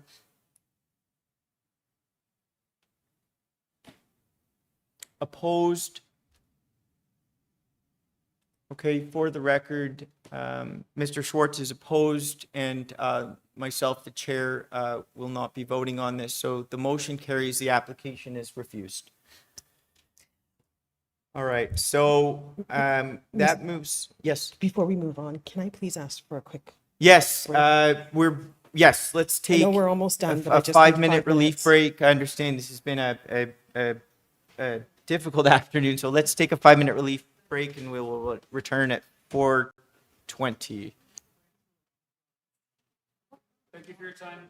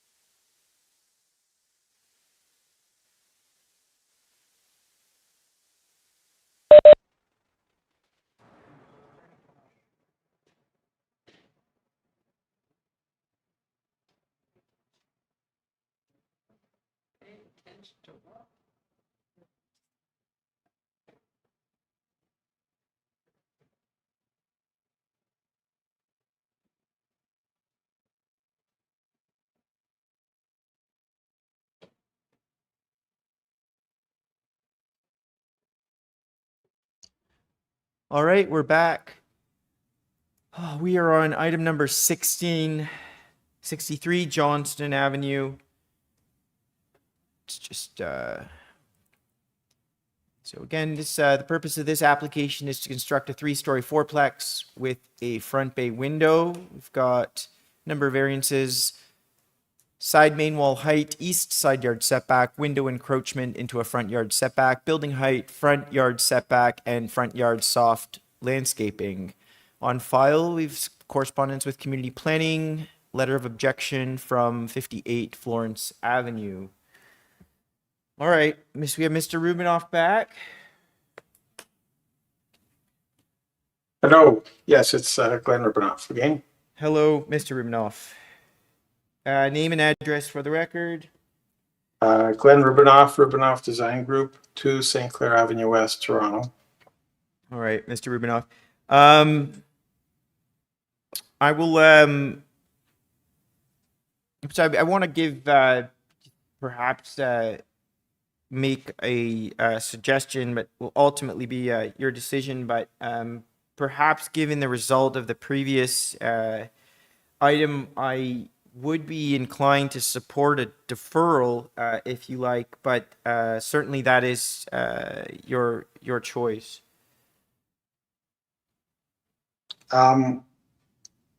My clients have invested in this, in these 2 properties with the intention to do a fourplex, which is permitted in the bylaw. I'm not sure that a deferral will result in any change at this point. So no, I believe we should proceed. Okay, very good. Okay, so we will. I'll just say this. There's one, and Mr. Rubinoff will. Hopefully you can point to this, but I think with the exception of one variance, we are dealing with a very similar application. So to those that are here to speak on this item, let's, in the interest of time, let's just be mindful of repeating concerns that were brought up in the previous application. I think members are up to date and aware of those concerns. Whenever you're ready, Mr. Rubinoff, the floor. Okay, well, let me begin with the modifications to the yes, please, to the application. Yes. Variance number 1 has been reduced to 8.76 meters. Yep. And variance number 4 for overall building height has been eliminated. Variance number 4 has been eliminated. Yes. Yes, correct. Next. And okay, and no elimination to number 6, although I will note that the difference in this case, we're at 71%, where the requirement's only 75. Okay, very good, very good. All right, so we've got the 5 minutes up, sir. Sorry, Mr. Chair, if I may. Yes, please. Understanding this is a very contentious matter, the previous speakers have left. There's no one else to speak to this application. So it's in your hands whether or not Mr. Rubinoff needs to give a presentation, because there's no one to speak to this now.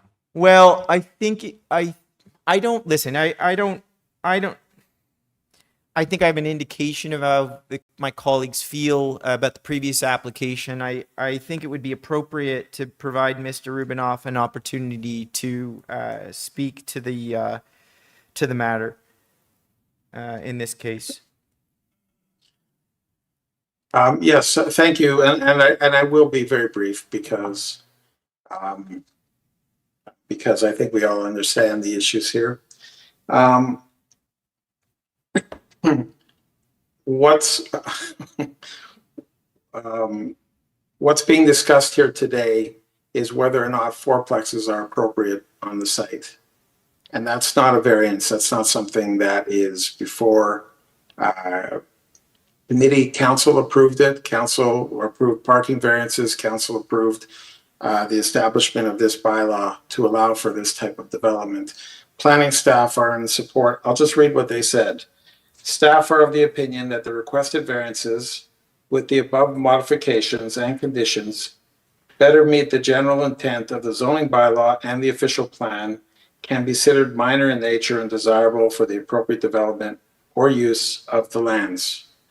And that's all I want to say. Thank you.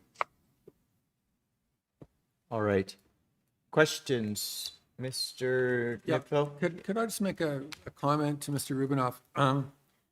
Speaking for myself, the question of fourplexes appropriate on this site is not an issue that I disagree with you on. I think they are appropriate for this site.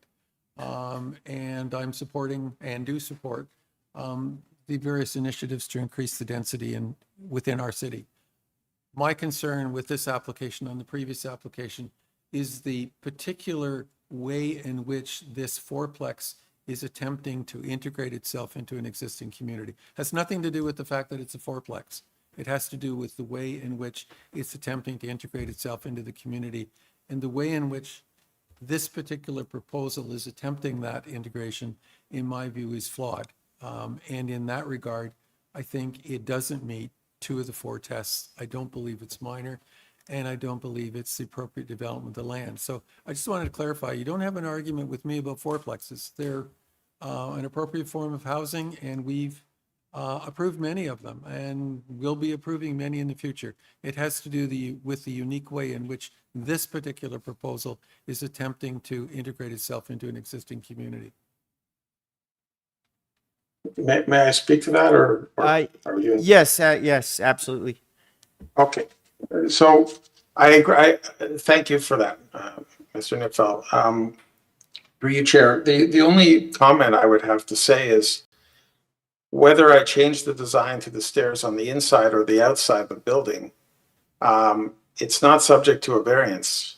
And as a result, if I were to get a permit with the stairs shown on the inside, when I go for building, and I'm not suggesting that this is a tactic that any reasonable person would do, but there's no regulation that prevents me from doing it. And I do understand the concerns you expressed. And as I said earlier, I would be happy to speak with my clients about how to address it, because, it is valid to provide, proper amenity space for all the residents. And, while I understand your concern, I think we're dealing with minor variances today, and city planning, who are, who have reviewed this file, have made recommendations that we followed. So our intention was always to do what was requested of us, and that was not brought up as a concern by them. That's all. Thank you. All right. Members, if there's no questions, let's take this into committee. We have a brief discussion. Now, I didn't vote on the last item. I will say it's a challenging application. I would say if there's any of the 4 variances that we're dealing with, in this case, I would point to the impact of it. It's a challenging lot because I noted that the building height, it's taken, you've got the averaging of the front, and because there's a substantial slope down towards the rear main wall, it results in a rather tall rear main wall. And while I appreciate the reduction, in this case to 8.76 meters, I still, it's 8.76 meters. It's around all 4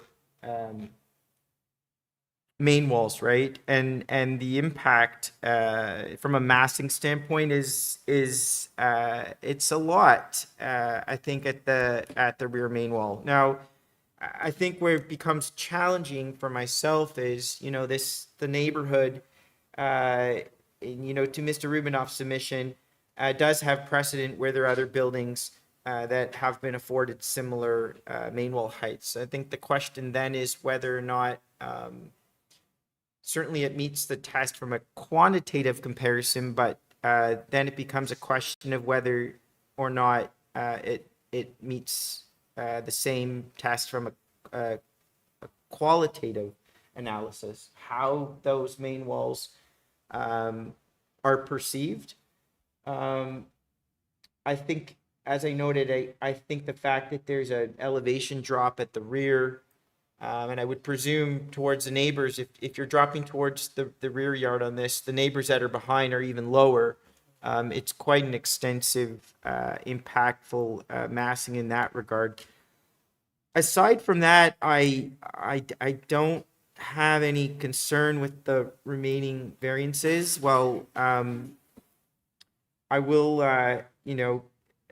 can see that it's not the most attractive design. That's really not before us, and I think we just have to be a little bit careful in that regard. So, I just wanted to say that, and I'll turn it over to my colleagues for their comment.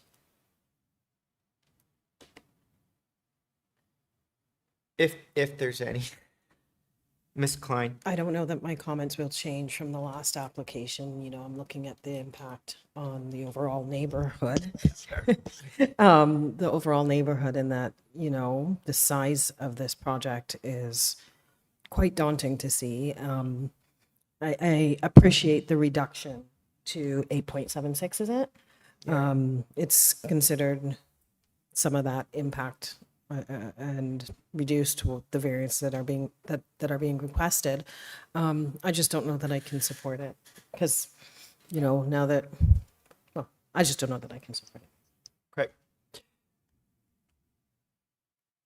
I haven't changed my mind. Well, it's the same application. I don't believe it's supportable in its current state. All right. Okay. A motion. I'll try. Okay, Ms. Klein, please. I'll make a motion to refuse this application. I don't find that it meets the 4 tests and can't approve it. It's not supportable. Okay, is that be seconded by Mr. Nitfill? All in favor of that motion? Opposed? Mr. Schwartz, and again, Mr. Allison as chair will not be voting as per panel rules, committee rules. Okay, moving right along. We've dealt with item number 17 is deferred, which moves us to the last item of the day, item number 18, number 17 Brook Avenue. The purpose of this application is to construct a new 2-story detached dwelling with a partially covered rear deck. Variances include rear deck projection and height, east side yard setback, west side yard setback, lot coverage, canopy projection, and building height. On file, we've got form letters in support from 105 Young Boulevard and 26 Brook Avenue, as well as a letter of objection from 15, 16, 18, and 19 Brook Avenue. We have our agent or applicants here today, and I have to ask, you're here to speak as well on this item. We've got some other? Yes, we do. Okay, good to know. And staff, just because I don't have anyone on my speakers list, but do we have anyone online? Okay, great. So just us. Wonderful. So whenever you're ready, please come to the mic. Oh, we're gonna start with the applicant. Hi, welcome. Good afternoon, Mr. Chair. Let's make sure that mic's on. Was it on?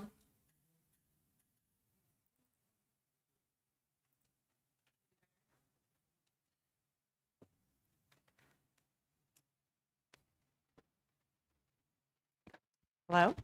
Hello. Better. There we go. Better? Yes. Yeah. Well, we want to make sure everything's recorded. Okay, sure. And on the record. My name is Shadi Orani from Yes. Orani Architecture, 3335 Young Street, All right. and I'm the architect of the project. All right, Ms. Rani. Staff have got the 5 minutes up on the screen. The floor is all yours. Thank you. If I may ask for the supporting document to be uploaded on the screen, please. Of course.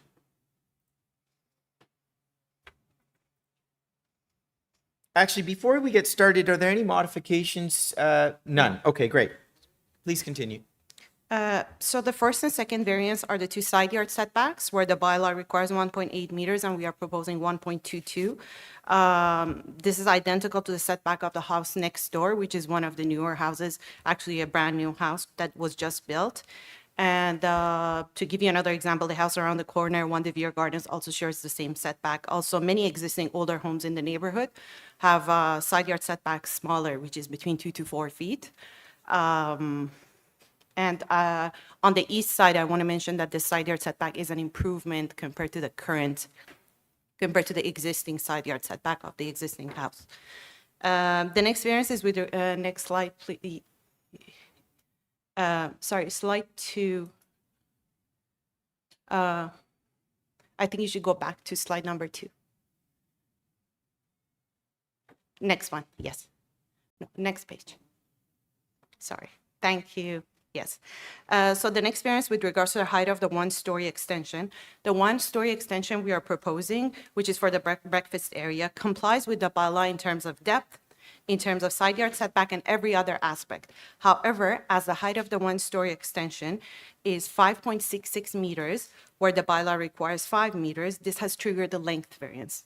I want to mention that the length of the building is 17 meters, which complies with the bylaw, and also that the additional 0.66 meters in height won't cause any privacy issue because there's no habitable space on the top 0.66 meters of this one-story extension, so there won't be any overlooking or any privacy concerns for the neighbors. And I also want to mention that this, as you can see on the site plan, the south and west of this one-story extension is covered by the covered deck and the deck itself, which also mitigate any overlooking. And on the east side, we have the window projection, which also blocks the view of this one-story extension towards the east. With regards to the rear platform, if you can kindly go to the next slide, please. With regards to the rear platform, rear deck and its overhang, the bylaw allows for 2.5 meters depth from the rear main wall, and we are proposing 3.96. As you can see on the site plan, the length of the deck and its cover is identical to the neighboring property at 3.96 meters. And the deck is 2.29 meters away from the side yard, just to provide more privacy for this next door neighbor. We intentionally match the length of the building, length of the deck, just to make sure it mitigates any impact on the neighboring property. If you can kindly go to the next slide. As I have time, I will go through the concern of the next door neighbor. We prepared this last slide because the west neighbor had expressed concern about the variances. As you saw on the site plan, the size of the deck and overhang, as well as the building length and setback, was identical to this neighbor who expressed the concern. And you can see that the deck and overhang is more or less the same elevation as the neighboring property. So to be precise, the overhang of the deck, the cover of the deck, is only 19 centimeters higher than the neighbors, and the deck itself is only 38 centimeters higher than the neighbors. Everything else is identical to what they have, except the deck is further away from the side property line compared to their deck. Also, with regards to the concern about privacy and overlooking of the one-story extension, we requested the variance only for the top 0.66 meters, as I mentioned, while the neighbor who has expressed the concern, they were granted a variance for the entire building height to be increased by 0.65 meters.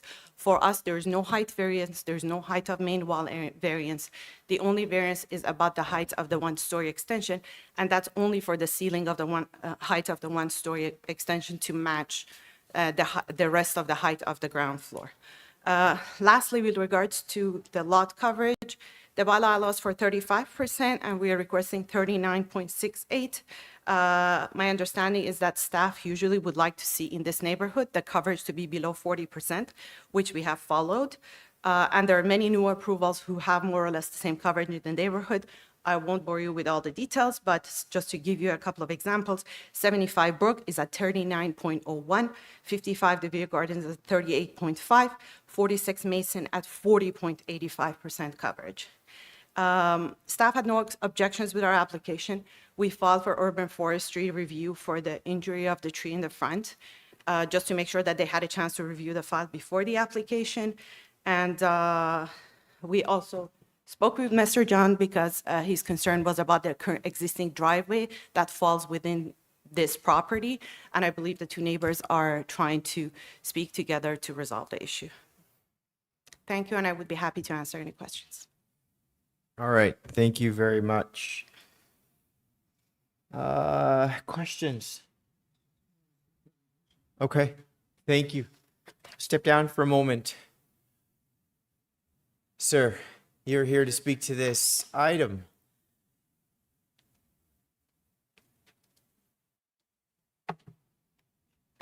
Yes, my name is John Klinkard. I live at 15 Brook Avenue. Okay, so you're the immediate neighbor. I just want to get a sense of, you are the immediate neighbor on. The east. That's right, the east side. Okay, very good. Yes. Thank you. And in my capacity as a former president and current board member of York Mills Height Ratepayers Association, I'm very sensitive to conditions in the local housing market. Moreover, as a resident of 15 Brook Avenue, next to 17, I'm aware of the submissions that my neighbors have made to the committee regarding their objection to variances to the proposed construction of a dwelling at 17. I realize that my neighbors are concerned about the appearance of the proposed dwelling, despite the fact that it will have a footprint almost identical in size to the recently completed dwelling at 19 Brook on the west side. However, I feel that these concerns are outweighed by the potential positive impact on property values, including my own, of the significant investments that the owners plan to make or have made in the proposed dwelling of 17 Brook and the recently closed one on 19 Brook. My concerns are more focused. As the owner of 15 Brook, Barry and Irene Hood, the previous owner, myself and the previous owners of 17, Barry and Irene Hood allowed me to encroach, allowed number 17 to encroach on the property past the front of my garage and to encroach on their property from the street to the gate. I installed the gate that I installed 29 feet from the street. So the distance was 29 feet. It was a foot wide. And on August the 17th, I spoke with the owner of number 17, Amira Ashkarasi. He agreed to preserve the existing previous historic agreement in the position of my drive if I upheld the agreement of his vis-a-vis the backyard. So I, in some sense, support this.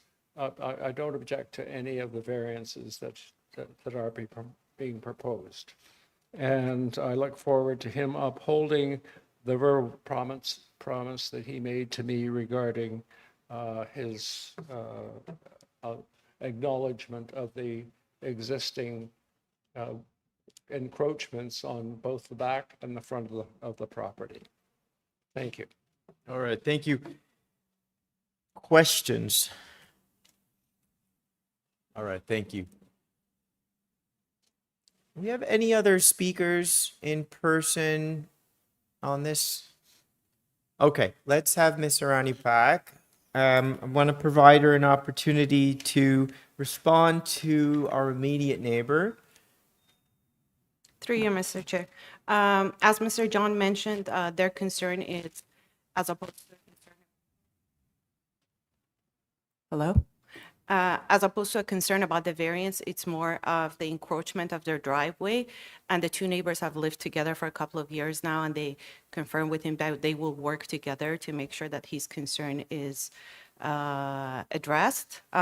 While we are bringing this up at the committee, I believe it's more of a civil matter. So I'm not sure how else I would be able to address that. But as he mentioned, now that I have the chance with regards to the neighbors across the street, I met with both of them. One of them, we actually discussed the application. She said she has no concerns about the variances. They mentioned that their concern was about the look of the house because the house is more of a contemporary house and a lot of the existing homes there are the red brick old homes. She mentioned she doesn't like any of the new homes that are being built there, and this is the third one. So I understand their opinion, but it is a developing neighborhood, and more new homes are being built there. They had a concern about light pollution because the windows are too big. I just wanted to mention that the windows on the front elevation are 4 foot wide, and on the second floor, they're 8 foot high. On the ground floor, they're 9 foot high. So they're typical windows that you would see in a traditional house as well.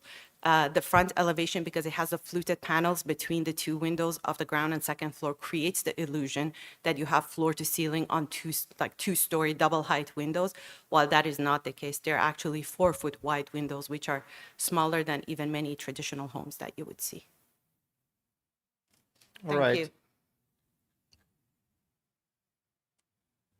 You noted that one of the immediate neighbors had a very similar deck. There's quite a few variances that are just related to the deck, the projection specifically.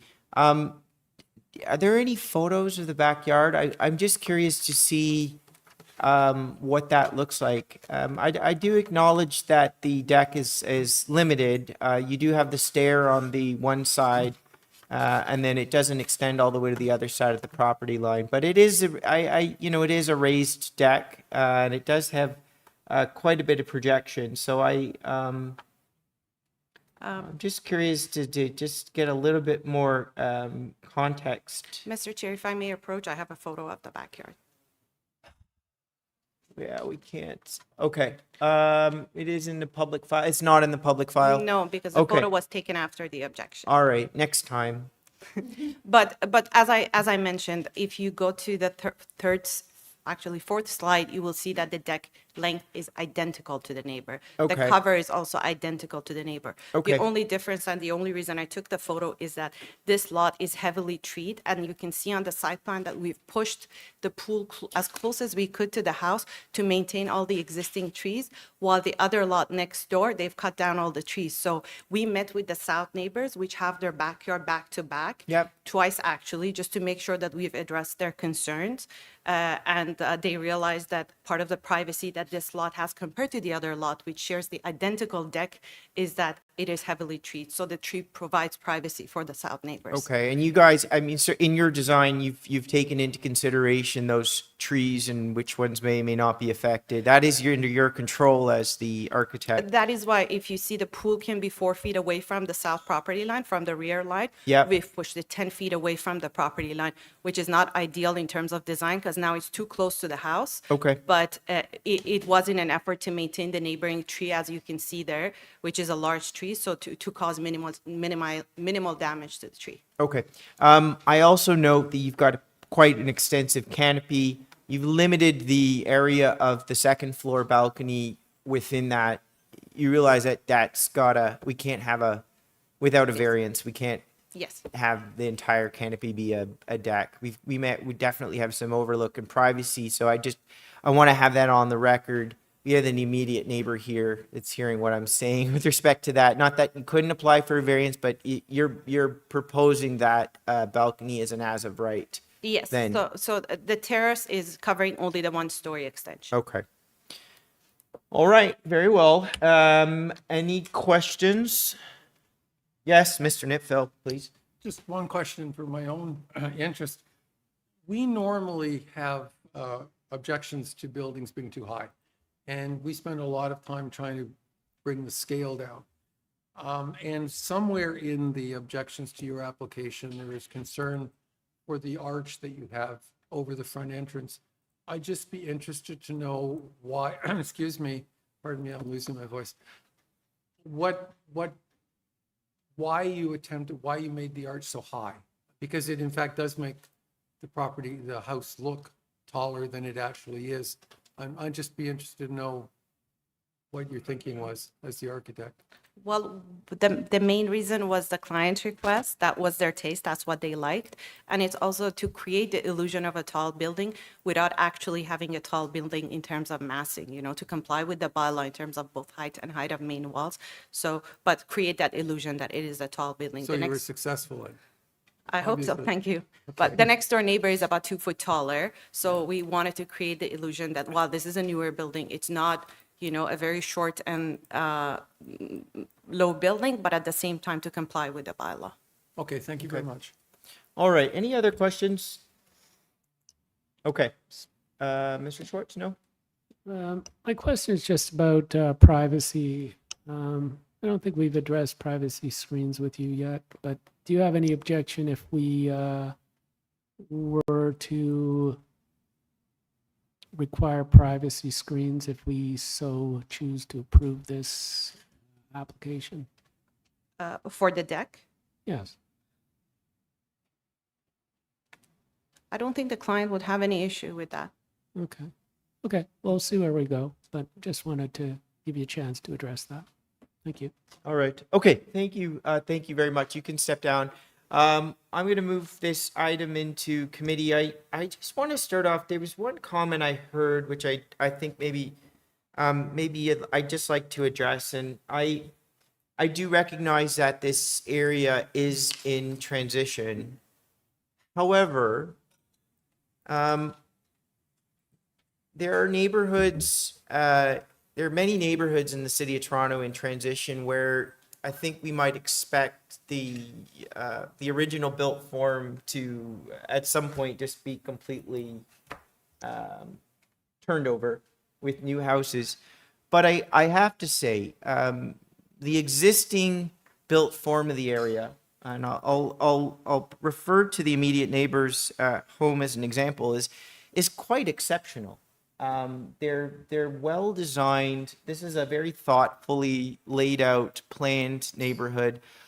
I would expect that while this is a neighborhood in development, the new buildings really have to be sympathetic to the existing buildings on the street, because I don't think this is a street where every single house is going to be torn down and enlarged. I'm looking at the construction of the other immediate neighbors, a new build, and I'm a little concerned, frankly, with the scale in relationship to some of the existing buildings. So I would just want to put that out there. There's no height variances in this case. But I think as a planner, as an architect, I think there needs to be a little bit of sensitivity to acknowledge the existing built form on the street, because the street itself becomes the quality of the street it's a collective of all the homes, not individually. And I think when there's a disconnect between what's being constructed as new versus what's existing, it really is to the sort of disadvantage of everybody on the street. It really brings the new houses down as well as the existing. So I just want to put that out there as a caution.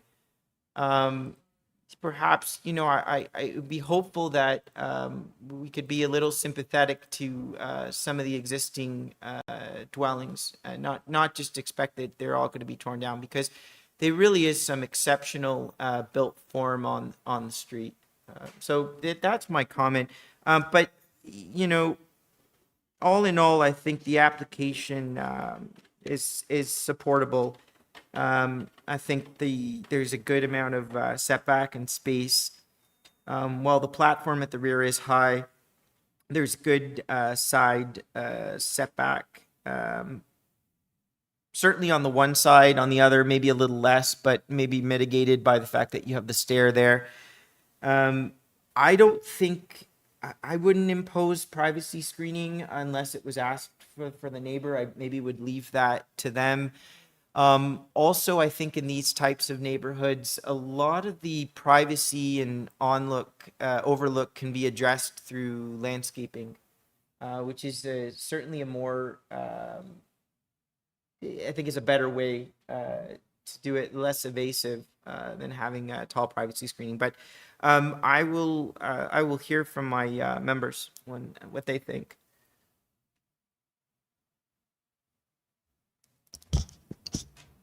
Yes, Mr. Nipfel. I would agree with you that the the gauntlet has been thrown out on this street. It's really, there's a high quality in the street and it needs to be maintained. I personally wouldn't have put that tall arch at the front of the building. I don't think it works in the best interest of the community, but that's a minor detail. I would, and I also appreciate that the screening could create more problems than it's worth if the person next door doesn't need it. And it is, the deck is separated a little bit by the stairway on that side. I think It it's is, on the yeah. west side. So I would be inclined to think that if the neighbors could come up with some agreement to use vegetative elements, it's always better. They get better with age rather than worse. The two things that I'd like to tie to any approval would be the second floor terrace to be like, or to be substantially as on the second floor plan.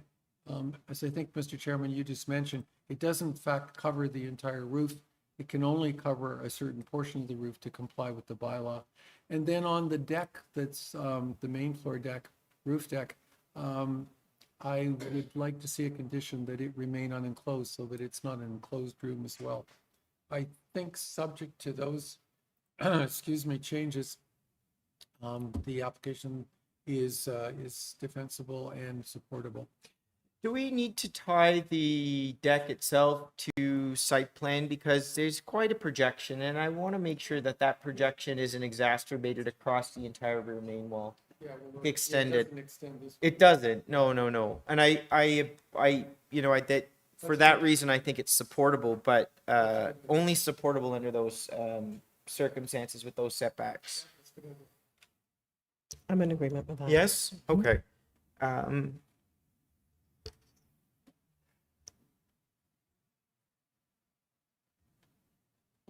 Motion, perhaps? I'll give it a try. Sure. I'd like to move approval of this application, subject to, and I want to make sure I term this the right way, subject to the ground floor, wood deck being substantially constructed in accordance with the ground floor plan, which is A1.03, and that the second floor balcony is to be constructed substantially as shown on the second floor plan, which is A1.04, that the ground floor covered platform is to remain unenclosed, and I think that's it. Unless I've forgotten something, that would be my motion. And I would second that. That's All right. Yeah, that's good with me. All in favor? Okay, that's unanimous. The application is approved with condition. All right, very good. That concludes our hearing. Members, can I get a motion to adjourn? Oh. Yes, Mr. Nipville, I move to seconded, adjourn. seconded by Ms. Klein. All in favor? All right, the time is 5 o'clock. We are done for the day. Thank you, members. Thank you, staff, as always. And we will reconvene in a few weeks.